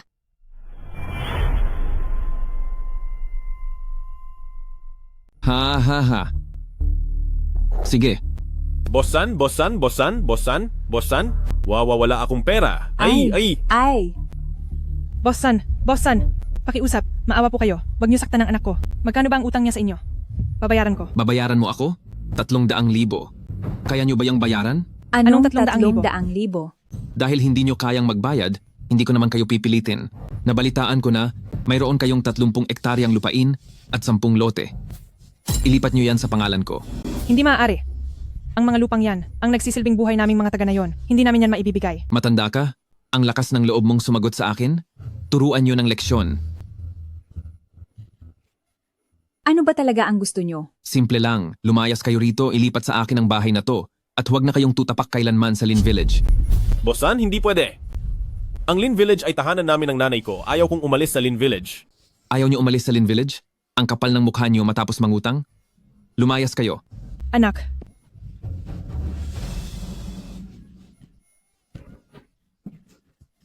Ang bahay ko.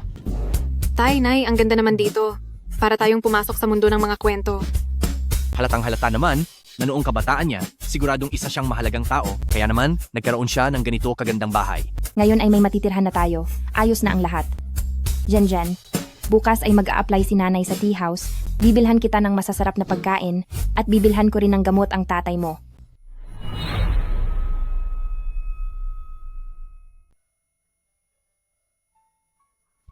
Ikaw ba ang inirekomenda ni Amo? Ang eksperto sa sining ng tsaa? Si Amo? Hindi mo pa pala alam ang pagkakakilanlan ni Amo. Mas mabuting makita ito ng personal. Dahil nandito ka na sa tindahan. Bukas, ikaw ang magsisilbi sa hepe ng kagawaran ng pamumuhunan at sa asawa ng hepe. Unang araw ko pa lang po sa trabaho. Hindi ko po kaya. Huwag ka nang mahiya. Nagitiwala ako sa iyo. Ma, tulungan na muna kita sa mga gamit. Sasama ako kay Jenjen, tara.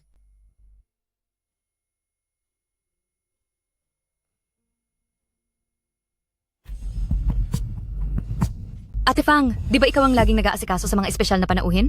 Amo, bakit ka nagpapasok ng mga taga-bukid ngayon? Ano pa nga ba?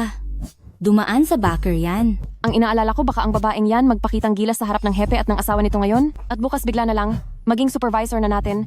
Pagkatapos niyan, maganda pa kaya ang magiging buhay natin? Anong dapat ikatakot? Matagal ko na itong napaghandaan.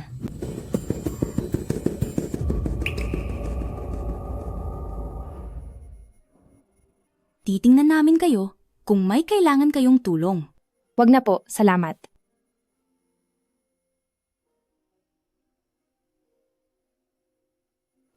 Li Chunhua, handa na ba ang lahat? Darating na ang mga panauhin. Pumunta na kayo roon agad. Ma, tulungan na kitang hugasan ang mga pitsel ng tsaa. Sige. Zanzan? Bakit ka ba lampa? Bata ka. Nabasag mo tuloy ang pitsel ng tsaa. Ma, hindi ko po sinasadya. May mali sa tubig ng pitsel na ito.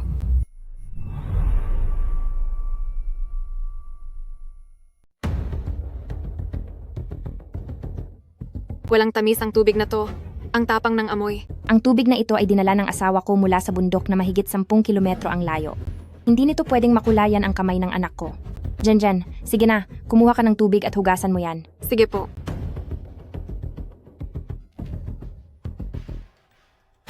Buti na lang at naitapon ito ni Janshan. May mali sa tubig sa takure. Nilagyan ito ng pipi powder. Paano namang mangyayari yun? Sa loob ng mahigit 10 taon ng tea house na ito, hindi kailanman nangyari ang ganitong bagay. Simula lang noong dumating kayo. Oh, alam ko na. Kayo sigurong mga taga-bukid ang hindi sinasadyang nakapagdala nito? Wala naman akong gagawin. Bakit ko to dadalhin sa katawan ko? Sister Fang, sa tingin ko may punto ang sinabi niya. Sino ba ang magdadala ng pipi powder at di sinasadyang mailalagay sa takure? Maliban na lang kung sinadya nila ito. Kaya pala ayaw nilang magpatulong. Para pala mas madali silang makapaglagay ng gamot. Nagbibintang kayo ng walang basehan. Amo, ang pipi powder na ito, hindi namin ito dinala rito. At isa pa, kailangan ko ang trabahong ito. Paano ko naman pahahama ko ng sarili ko? Paano kung pinadala ka ng ibang tea house? Sirain ang pangalan ng tea house namin? Yun ang layunin nyo. Kaya ikaw... Wala namang nagsabi na siguradong pipi powder ang nasa loob nito. Baka kinalawang lang ang takure. Palitan na lang natin, di ba? Maghanda ka na.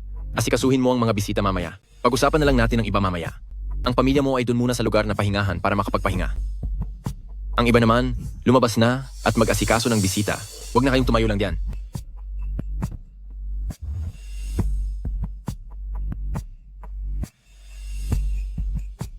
Bantayan mo silang mabuti. Babanatayan ko po silang maigi.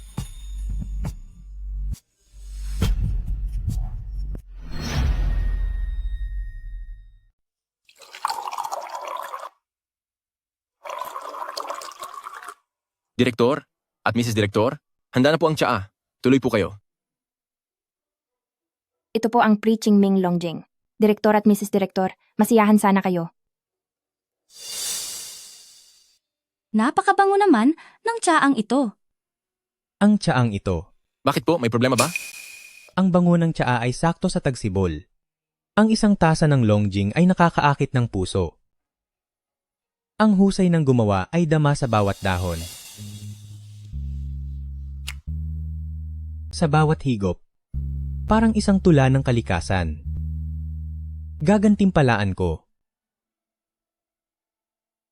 Direktor, Mrs. Direktor, huwag po. Ang paggawa ng tsaa ay bahagi lamang ng aking tungkulin. Kunin mo na ito. Masaya sina Direktor at Mrs. Direktor. Kung gusto mo silang pasalamatan, ipakita mo pa ang galing mo sa susunod.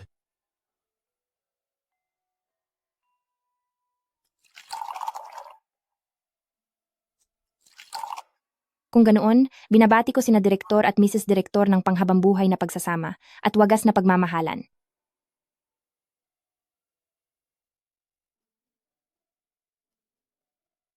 Dahil sa kanya, na nagsisilbing pampaswerte nyo, madalas na akong pupunta rito sa Moksyang Tea House. Ang pagsilbihan sina Direktor at Mrs. Direktor ay isang malaking karangalan para sa aming Moksyang Tea House. Boss, ang pag-asikaso ngayong araw ay bahagi naman talaga ng trabaho ko. Hindi ko po pwedeng tanggapin ang perang ito. Sige na, kunin mo na ito. Ituring mo na lang itong bonus mo ngayong araw. Mamaya, may ipapakita akong magandang palabas sa'yo. Magandang palabas? Tara na. Tagapangulong Zhuang? Tagapangulong Zhuang, bakit ka nandito? Si Tagapangulong Zhuang ang aming Moxiang Tea House na tunay na amo. Siya rin ang henyo sa negosyo namin. Ikaw pala ang amo dito? Amo, pagkatapos niyo po akong utusan, binantayan ko na po sila agad. Pagkalabas niyo pa lang, pumuslit na agad si Fang Jin. Balak niyang itapon ito sa likod ng malaking basurahan. Pero hindi niya akalaing mahuhuli ko siya. May gusto ka pa bang sabihin? Amo, patawad po. Nalito lang po ako sandali. Pakiusap, patawarin niyo po ako sa pagkakataong ito. Patawad? Kung hindi dahil sa batang iyon, na aksidenteng nakatapon ng tsaa, iyang tsaa na may lason ay maiinom ni na Direktor at Mrs. Direktor sa loob ng tiyan nila. Nalito lang po talaga ako. Gusto ko lang bigyan si Li Chunhua ng isang leksyon. Sa kakonti lang naman ang inilagay ko, hindi naman iyon makakasama ng malala. Sa tingin mo ba sa ginawa mo, si Li Chunhua lang ang masisira? Sinira mo ang reputasyon ng ating Moxiang Tea House, sinira mo ang buong Shengyuan Group at ang kinabukasan sa lungsod ng Huayan. Tumawag ng pulis. Hindi pwedeng tumawag ng pulis. Amo, hindi pwedeng tumawag ng pulis. Masasira ang buhay ko kapag nagsumbong kayo. Tagapangulong Zhuang, nagmamakaawa ako, huwag kayong tatawag ng pulis. Ang buong pamilya ko, sa maliit na sweldo ko lang umaasa. Ang asawa ko ay lumpo ang mga binti, at ang anak ko ay nag-aaral pa sa elementarya. Kapag nakulong ako, paano na lang sila, President Zhuang? Ate, patawad, nagkamali ako. Hindi ko dapat kinahabagan ang posisyon mo. Hindi dapat kita sinaktan. Kasalanan ko ang lahat. Kasalanan ko ang lahat. Kasalanan ko ang lahat. Amo, baka naman ay nawala lang siya sa sarili. Kahit nagtangka siyang manakit, hindi naman ito natuloy. Baka pwedeng patawarin mo muna siya ngayon. Naniniwala akong dahil sa leksyong ito, hindi na siya uulit pa. Tama, hindi na ako gagawa ng kahit anong kalukuhan. Gagalingan ko pa lalo sa trabaho ko. Ngayon, alang-alang sa. Respeto ko kay Li Chunhua, pakakawalan kita. Mula ngayon, magtrabaho ka ng maigi kay Li Chunhua. Kapag nag-isip ka pa ulit ng masama, hindi na kita mapapalampas. Ganon din sa inyong lahat. Li Chunhua, si Moxiang Tea House, ipinagkakatiwala ko na siya sa iyo. Sige po.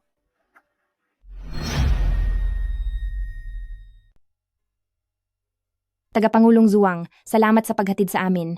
Pasensya na sa abala. Tagapangulong Zhuang, kung hindi ka naman nagmamadali, pasok ka muna para magtsaa. Sige, walang problema. Tuloy kayo. Tuloy kayo. Hindi biro ang upa sa subdivision na to. Mukhang maayos ang buhay mo rito. Sakto lang po. Sakto lang. Uncle, heto po ang tsaa. Zen? Saan mo nabili ang set ng tsaa na to? Hindi po yan binili. Gawa po yan ni Papa. Ang pino at detalyado ng gawang kawayan na to, talagang kakaiba ang paggagawa. Chubin, di ko akalaing may ganito kang talento. Sino ba ang naging guro mo? Baka pagtawanan niyo po ako, pero wala akong naging guro. Dati kasi, noong ilang taon akong may sakit sa bahay, pinag-aralan ko lang to ng mag-isa. Kung nagustuhan niyo po, gagawa ako ng bagong set at ibibigay ko sa inyo. Hindi ang set ng tsaa ang nagustuhan ko, kundi ang husay mo sa paggawa. Sa panahon ngayon, ang mga tulad ng mga tradisyonal na manggagawa ay napakahirap na talagang mahanap. Mayroon akong museum para sa sining at matagal na akong naghahanap ng tulad mong tradisyonal na bihasa sa sining. Di ko akalain na dito pala kita matatagpuan ngayon. Kayong mag-asawa ay tunay na kayamanan para sa akin. Mr. Zhuang, ang ibig niyo po bang sabihin ay gusto niyo akong pagtrabahuhin sa inyo? Oo naman, pwede ka nang magsimula bukas. Ipaghanda kita ng sarili mong opisina. 10,000 piso ang sahod mo bawat buwan. Payag ka ba? 10,000? Mr. Zhuang, hindi po ba parang masyadong malaki yon? Hindi. Ito ang nararapat para sa isang tradisyonal na bihasang manggagawa. Jen, ikaw talaga ang swerte ko. Sa loob lang ng maikling panahon ay nakahanap ka na agad ng 2 magagaling. Uncle, sa totoo lang ay mayroon pa akong isang misteryosong regalo para sa'yo. Misteryoso? Ano yon?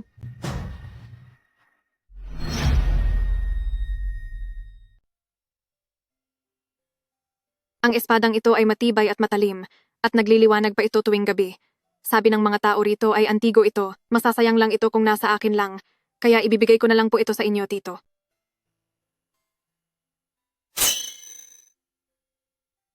Ito. Ibibigay mo ito sa akin? Opo.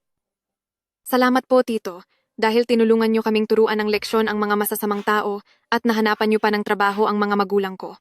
Hindi. Masyado itong mahalaga. Ang paghahanap ng trabaho para sa mga magulang mo ay sapat na pabor na para sa akin. Paano ko pa matatanggap ang ganito kamahal na regalo? Tagapangulong Zhuang, ito ay mula sa puso ni Zhenzhen, kaya tanggapin niyo na po ito. Tutal, napulot lang naman niya ang espadang iyan. Kapag hindi niyo tinanggap, siguradong malulungkot siya. Sinasabi mong napulot lang ni Zhenzhen ang espadang ito? Ang espadang ito ay isang kayamanan ng dinastiyang Song. Nagkakahalaga ito ng 10 milyon. Kayang-kaya nito ang buong pamilya nyo na mamuhay ng marangya habang buhay. Gawin na lang natin ang ganito. Ilalagay ko ang espadang ito sa tindahan ko bilang pangunahing koleksyon. Kapag may gustong bumili, ibebenta ko ito agad. Salamat po, Tito. Pagdating ng oras, ibibili ko ang mga magulang ko ng maraming bagong bahay na gaya nito. Zhenzhen, ano namang gagawin natin sa napakaraming bahay? Kaming 2 lang ng tatay mo ang titira, paano natin matitirhan lahat yan? Nanay, tatay, titira po kayo sa magkakaibang kwarto araw-araw. Salit-salit po kayo linggo-linggo. Zhenzhen, ibiniili ka ni Lola ng bagong gamit sa eskwela. Ang daming tao rito, napakasaya naman. Professor Lee, Kapangulong Zhuang, kilala mo rin pala si Lola Lee? sino ba ang hindi nakakakilala kay Professor Lee? Siya kaya ang pinaka-importante sa mundo ng akademya ng bansang Xia bilang profesor ng physics. Kaya lang, simple lang siya. At pagkatapos magretiro, unti-unti na siyang nawala sa paningin ng publiko. Di ko akalain na makikita ko kayo rito ngayon. Ay naku, anong simple? Talagang matanda na lang ako, tinatamad na makipag-usap sa ibang tao, kaya humanap ako ng tahimik na lugar para lang ituloy ang buhay ko ng payapa. Zhenzhen, binilhan ka ni Lola ng bagong gamit sa eskwela? Tingnan mo, kung gusto mo. Lola, lahat ng binibigay niyo ay gusto ko. Ano ba talaga ang pinagmulan ng pamilyang ito? Bakit ang lapit ng relasyon nila kay Professor Lee? Malapit na ang entrance exam sa high school. Kumusta naman ang mga grado ng bata? Sa totoo lang, namomroblema nga kami. Kasi dati, noong nasa Lin Village pa si Zhenzhen, puro trabaho siya at walang oras mag-aral, kaya ang mga grado niya ngayon mababa sa mga kaklase niya. Hindi rin namin alam ang gagawin.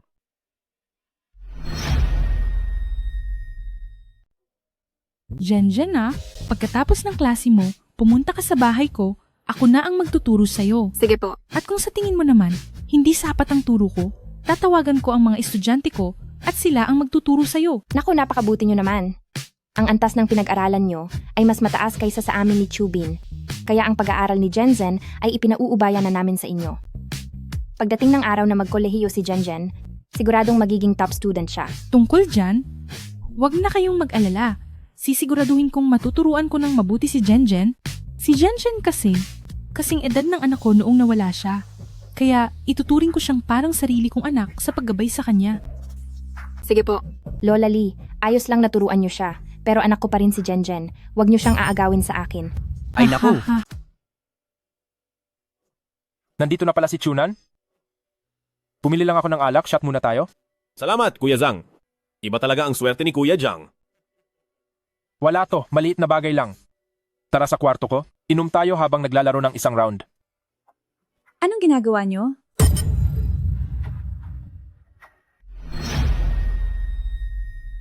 Mating na ang asawa ko. Kuya Zhang, sa susunod na lang tayo uminom. Ang Zhang Wu na yan ay mukhang bastos, halatang hindi mabuting tao. Iwasan mo ang pakikipag-ugnayan sa kanya. Pumasok ka na sa loob, nagluto na ako para sa'yo.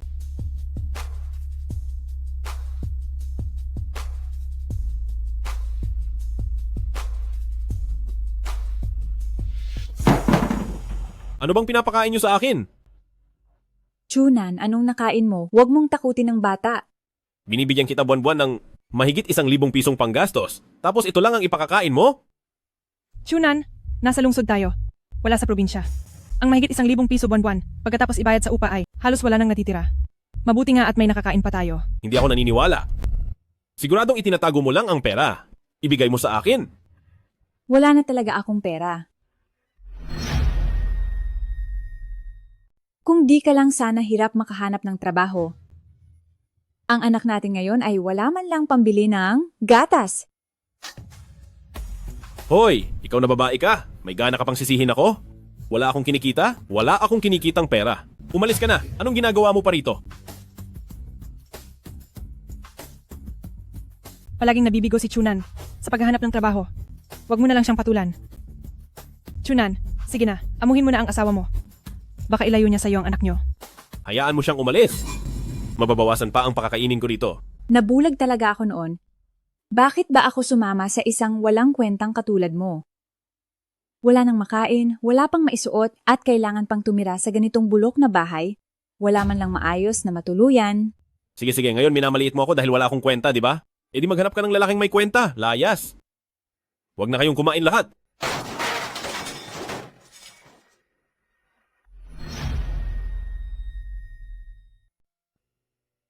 Chowchi, Paalisin mo siya. Tingnan natin kung saan siya pupunta. naku ka talaga. Xiaoqi, Umalis kayong lahat. Mas mabuting wala na kayong lahat dito. Anong nangyari? Ginalit ka na naman ba ng asawa mo? Ang sabi niya, pinakasalan ka niya, isang lalaking bata pa at gwapo. Bakit di pa rin siya makontento? At palagi ka pa rin inaaway? Noong nasa probinsya pa ako, may pera at may bahay ako. Napakabait at napakalambing niya noon. Pero ngayong nahaharap ako sa hirap, bigla nang lumabas ang tunay niyang ugali. Bakit ba ang bilis magbago ng mga babae? Tama na yan, huwag ka na magalit. Hindi ka pa kumakain, di ba? Tara, ililibre ka ni kuya sa labas. Tara na.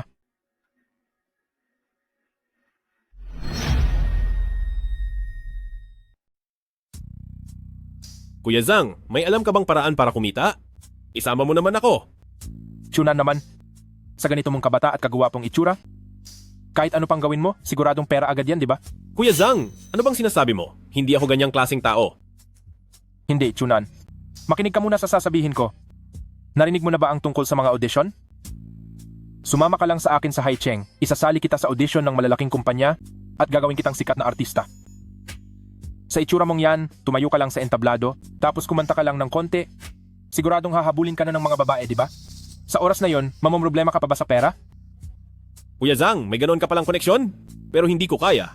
May asawa at anak na ako? Papansinin kaya ako ng malalaking kumpanya? Kapag mayaman ka na, kahit sinong babae ay makukuha mo.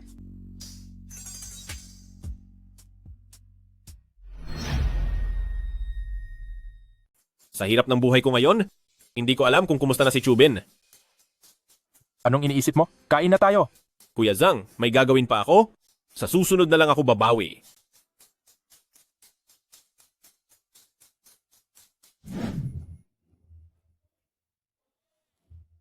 Bakit ang pamilya ni Chubin ay nakatira sa ganong kalaking villa habang ako ay sa luma at maliit lang na to? Nandiyan ka na pala. Xiaoqi, hindi dapat ako nagalit sa'yo kanina. Humihingi ako ng tawad. May pagkakamali rin naman ako. Wala ka pang trabaho.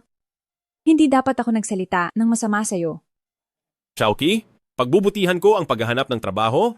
Sisiguraduhin kong kayo ni nanay ay magkakaroon ng magandang buhay. Mababawi ko rin ang ating mga lupa at ari-arian sa ating nayon.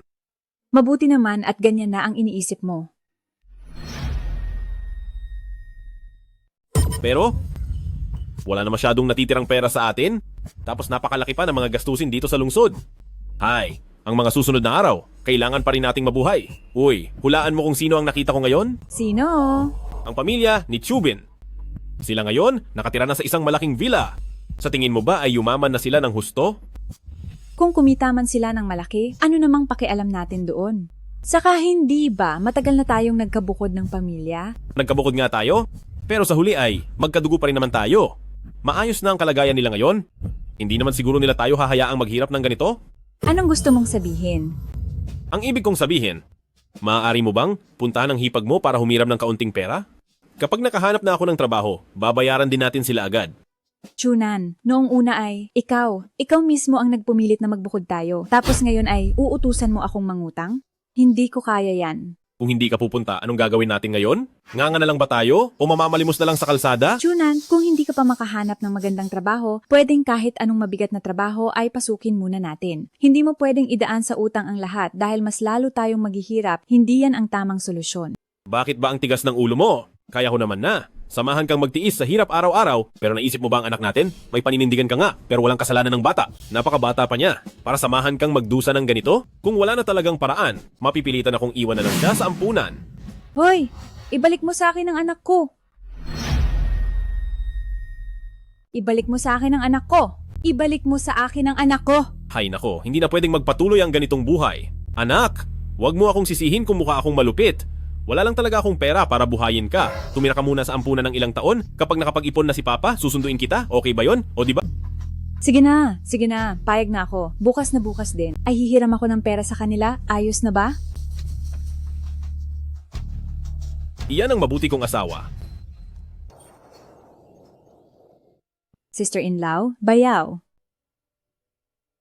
Tia, bakit ka napunta rito? Halika, maupo ka.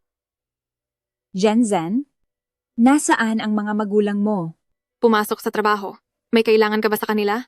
Pwede ko silang sabihan mamayang gabi. Wala naman. Dito ko na lang sila hihintayin para mag-usap. Jenjen, gumagawa ka ba ng assignment?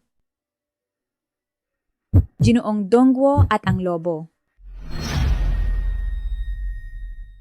Ginoong Dongguo, iniligtas ang isang nasaktang lobo, pero niloko at pinagsinungalingan lang siya nito. Ito ang halimbawa ng bulag na awa, yung hindi na marunong kumilala sa mabuti at masama.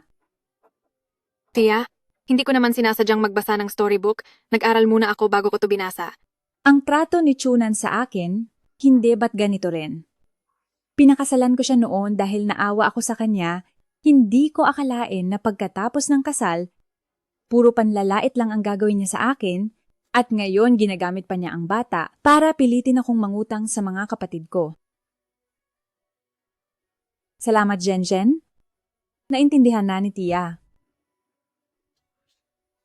Tia, hindi mo na ba hihintayin ang mga magulang ko? Ano na? Nakahiram ka ba ng pera? Hindi na ako makikinig sa iyo kailanman. Isasama ko ang anak ko at mag-isa ko siyang palalakhin. Hoy! Anong sabi mo?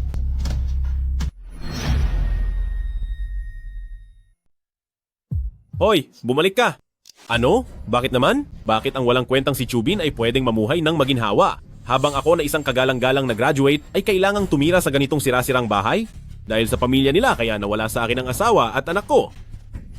Oh, bakit si Xiaoqi ay... Muling ginalit ang ating kaibigang si Chunan? Galit na galit ka yata? Gusto mo bang maghanap ako ng tao para turuan siya ng leksyon? Kuya Zhang? Asawa ko pa rin si Xiaoqi?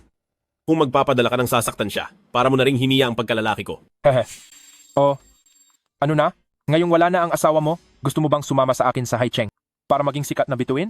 Hindi ko pa alam. Paano kung bigla siyang bumalik? Akala ko ba ay matalino ka? Bakit pagdating sa babae ay napakapursigido mo? Kahit bumalik pa siya, kung wala kang pera, aalis at aalis din siya balang araw. Basta't may pera ka, doon ka lang mamahalin ng babae.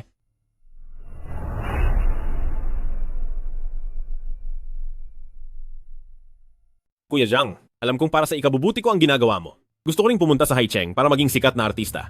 Kaya lang, kahit pambili ng tiket sa tren ay wala ako. Hay, o kaya naman, baka pwedeng may ipagawa ako sa iyo. Pagkatapos nito, mag-MPK agad ako at sasama sa iyo. Anong gagawin? Pwede ba yan? Bakit naman hindi? Isa lang siyang ulilang walang kumukuha, tutulungan natin siyang makahanap ng mabuting pamilyang mapapangasawa. Magkakapera na ako. Hindi ba't pareho tayong makikinabang dito? Sige, susunod ako sa gusto ni Brother Chunan. Sino ba si Lu Zhenjian? Sino ka? Pinapunta ako rito ng bayaw mo. Wala akong kinalaman sa kaniya. Umalis ka na rito. Ma, huwag na po kayong magalit. Baka nagsisinungaling lang siya. Baka nagbago na rin si Tito. Kung magbabago siya, papatak na siguro ang ulan pa itaas. Ano ba talagang kailangan mo rito? Ano pa nga ba? Kukunin ko ang bata. Bitawan mo ang anak ko.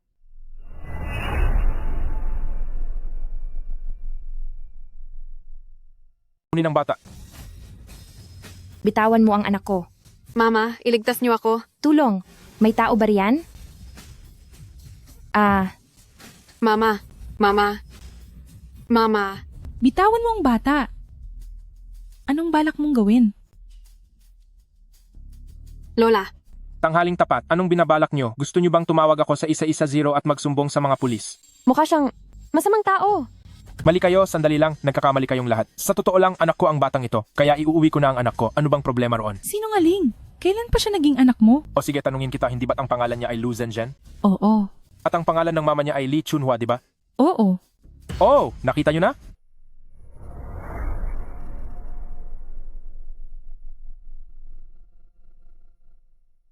Di ba ganun lang naman? Nagsasama kami ng maayos ng anak ko sa bahay. Tapos itong masamang matandang babae, tinuruan niya ang bata na tumakas at pumunta dito sa lungsod. Hay nako, ang tagal ko silang hinanap bago ko lang nahanap ang lugar na to. Bakit di ko pwedeng iuwi ang sarili kong anak? Sinasabi mong tatay ka ng bata, pero gusto kong tanungin ang bata.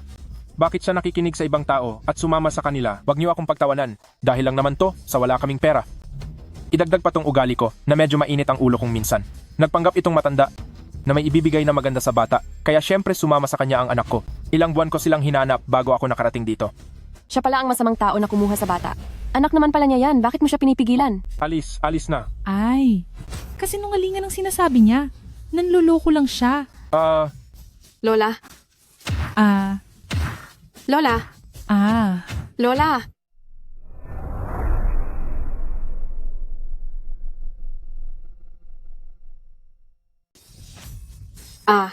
Bitawan mo ako.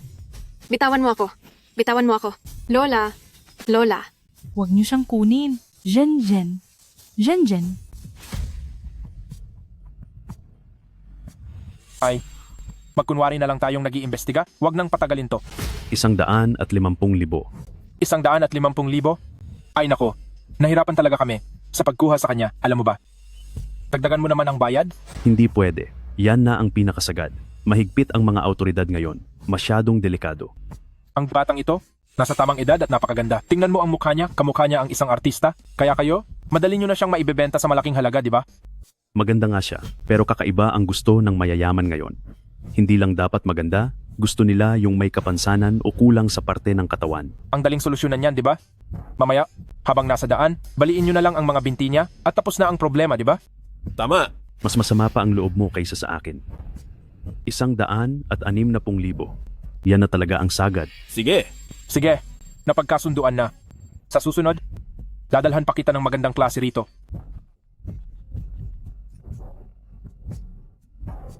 Uncle, wag niyo naman akong ibenta, please. Mag-aalala ang mga magulang ko.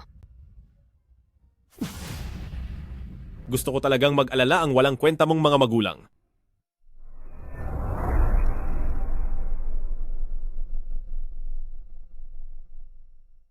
Gusto ko lang ang Chubin. Gagawin kong mahirap ang buhay para kay Li Chunhua at sa iba. May pera silang pampalaki sa batang to, pero wala silang pera para sa sarili nilang kuya? Dapat lang silang magdusa. Gusto ko lang silang mag-alala. Mamatay sila sa kaba dahil di ka nila mahanap. Siguradong hahanapin ako ng mga magulang ko. Kahit mahanap ka pa nila, kung ang mga braso at binti mo ay wala na, at gumagapang ka na lang sa lupa gaya ng uod, tingin mo ba makikilala ka pa nila? Kahit pa makilala ka nila, sa tingin mo ba tatanggapin ka pa nila pa uwi? Masama kang tao. Palabasin mo ako. Masama ka. Gusto mo pang lumabas? Managinip ka! Naibigay na kita sa iba. Pagdating ng oras, gagamitin ko ang pera para maging sikat na artista sa Haicheng. Samantalang ang mga magulang mo at ikaw, mga basura lang kayo sa lipunan. At ako ang magiging bida sa entablado. Uncle, kuya ka ng tatay ko, ano pa man ang mangyari, magkapamilya pa rin tayo, huwag mo itong gawin sa akin. Palabasin niyo ako. Kung may problema ka, pwede mong sabihin kina tatay. Siguradong tutulungan ka nila. Umalis ka riyan.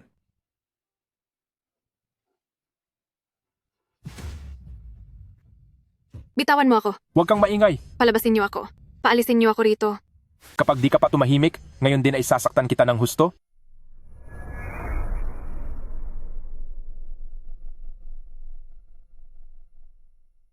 Ang chairman ng Xiaolin Group ay matapos ang 3 taon ay nagbalik mula sa ibang bansa at matagumpay na nakakuha ng maraming kooperasyon. Ang pagpapalawak ng grupo sa ibang bansa ay umabot na sa Yuanying, Meifei at higit 30 bansa sa buong mundo at naging pinakasikat na negosyante ng bansang siya sa labas ng bansa. Zenzan, nandito na si Mama. Sa pagkakataong ito, ay talagang kukunin na kita sa tabi ko at alagaan kitang mabuti. Big brother, tayo na. Saan ka pupunta? Ang bagay na ito, mas konting nakakaalam ay mas mabuti. Kung lalabas ka at magsasalita ng kung ano-ano, anong mangyayari sa akin? Sasabihin ko na ang totoo sa'yo? Ikaw ay naibigay ko na rin sa iba. Hahaha. Kuya Zhang, anong biro ba ito? Noong nakaraang araw lang ay sinabi mo, dadalhin mo ako sa Haicheng para maging sikat na artista. Tumingin ka muna sa salamin. Sa itsura mong yan ay gusto mo pang maging artista? Napakabobo mo talaga. Huwag kang mag-alala, ang kahihinatnan mo ay naiayos ko na para sa'yo. Puro mayayamang babae doon. Siguradong sa buong buhay mo ay hinding-hindi mo ito malilimutan.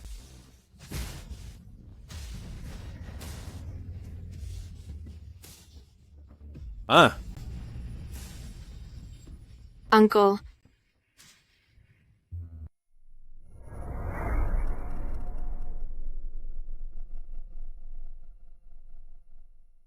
Ganoon lang iyon. Dinala si Zhenzhen ng pamilya ni sister-in-law Lee dito sa lungsod. Huwag kang mag-alala, sobrang mahal siya ng pamilya ni sister-in-law Lee. Napakasaya niya doon. Hindi ko inaasahan na yun. Mas mabuti pa ang ibang tao kaysa sa sariling kamag-anak. Pagbalik natin doon, kailangan nating pasalamatan si sister-in-law Lee. Hey. Zhenzhen.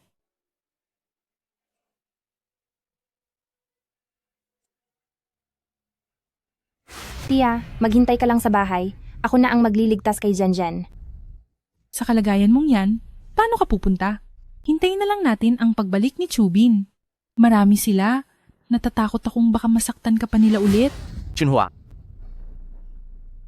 Anong nangyari? Anong nangyayari rito? Bilisan mo. Iligtas mo si Zhenzhen. Kinuha si Zhenzhen ng mga masasamang tao. Kinuha si Zhenzhen ng mga masasamang tao? Dapat na tayong tumawag ng pulis? Chubin, nawawala si Chunan. Pumunta ba siya rito sa'yo? Wala siya rito. Wala siya. Nawawala si Zhenzhen. Siguradong ang paborito mong anak ang kumuha sa kaniya. Hindi maaari. Hindi maaari. Chubin, ano ba talaga ang nangyayari? Saan kaya siya nagpunta? Yan nga ang gusto kong itanong sa inyo. Saan ba talaga dinala ni Chunan ang tao? Ito ba ang bahay ni sister-in-law Lee?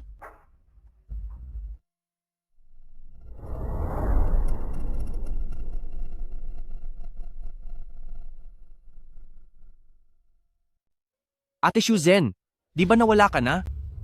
Mahabang kwento. Ito ba ang asawa mong si sister-in-law Lee? Opo. Anong nangyayari dito? Nasaan si Zhenzhen? Ate Shuzen, pasensya na. Nawala namin si Zhenzhen. Paano nangyari yun? Ipaliwanag mo ng maayos. May masamang taong pumasok kanina. Hindi namin siya kilala. Pero ang sabi niya, pinapunta siya ni Chunan, kaya isinama niya si Zhenzhen. Ate Shuzen, huwag kang mag-alala. Hahanapin namin at ibabalik si Zhenzhen. Sasama rin ako. Tia, matanda na kayo. Kami na lang ang pupunta. Magpahinga na lang po kayo rito. Mag-ingat kayo. Siguraduhin ninyong maibabalik si Zhenzhen. tulungan niyo ang tito ko. Tulong, nasasaktan ang tito ko.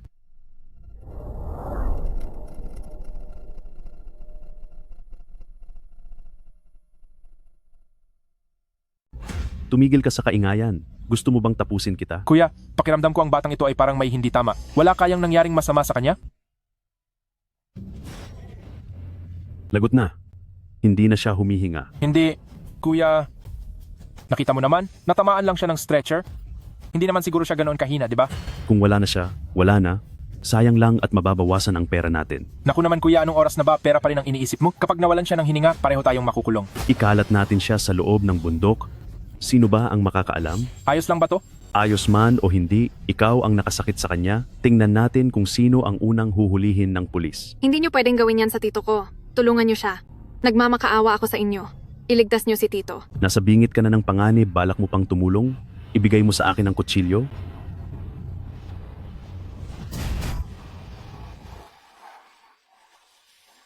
Huwag kang malikot. Zhenzhen.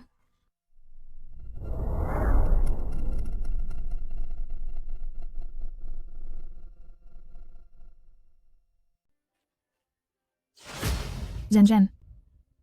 Ma. Zhenzhen. Ma, alam kong buhay ka pa. Sabi nila ay wala ka na. Pero naniwala ako na siguradong babalik ka. Zhenzhen, huwag kang matakot. Ililigtas ka na ni Mama ngayon. Hindi na kita iiwan uli. Chunan. Chunan. Chunan. Anak ko. Chunan. Anak ko. Salamat sa inyong lahat sa pag-aalaga kay Zhenzhen. Kung hindi dahil sa inyo, baka hindi ko na makita si Zhenzhen ngayon. Ako, si Lin Shuzen, ay nagpapasalamat sa inyong lahat. Shuzen, hindi mo na kailangang maging masyadong formal naging mabuti kami kay Jenjen. Dahil talaga namang mabait siya at masunurin. Bilang isang babae na nasa malayo ng maraming taon, hindi iyon madali. Ngayong nakabalik ka na, ito na ang para kay Jenjen. Pinakamagandang regalo mula sa langit. Janjan, ito ay ibinigay sa akin ng mga magulang ko noong bata pa ako. Ngayon ay ibibigay ko ito sa iyo. Sana sa buhay mo ay maging maayos at wala kang alalahanin. Salamat, Ma. Si Uzen, pwedeng patingin ako ng medalyon na ito?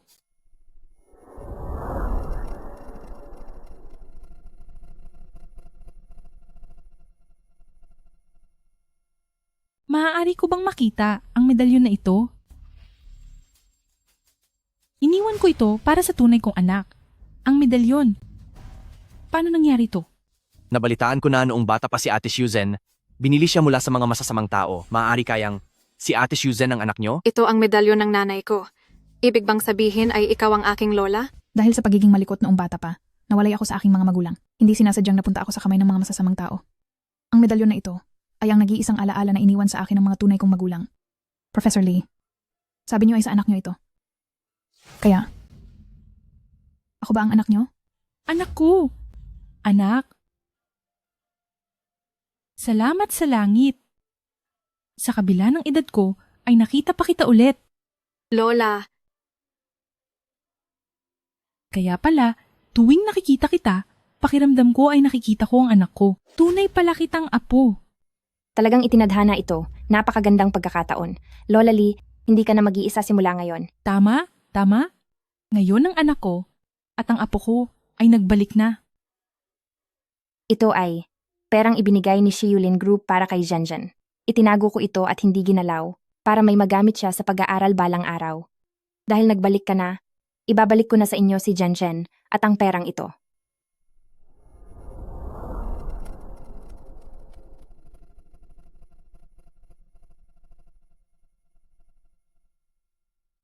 Nay, ayaw kang iwan ni Zenzen. Zenzen, ang nanay mo ang boss ng Shiyulin Group. Kung sasama ka sa tunay mong ina, mas mabuti yun kaysa sa akin. Sa susunod, hindi mo na kailangang maghirap pa. Nay, lahat ng kabutihan mo ay tatandaan ko. Ayaw kang iwan ni Jenjen. Sister-in-law Lee, paano ko naman babaliwalain ang nararamdaman niyo para lang ilayo si Janjan? Kung hindi mo mamasamain, turing mo akong ate. Mula ngayon, si Janjan ay magiging ak nating dalawa pagsisilbihan niya tayong dalawa balang araw. Sige, ate. Sige. Chunhwa, magandang paraang yan. Sa susunod, hindi lang si Jenjen ang mananatili sa tabi mo. Magkakaroon ka pa ng isang matapang na babaeng ate-ate. Chunhwa, anong nangyari sa'yo? Masakit ba ang tiyan mo? Magsalita ka naman. Chubin, magiging tita na ako. Magiging tatay na ako. Chunhwa, kailan pa to nangyari? Nay, magkakaroon na ako ng kapatid.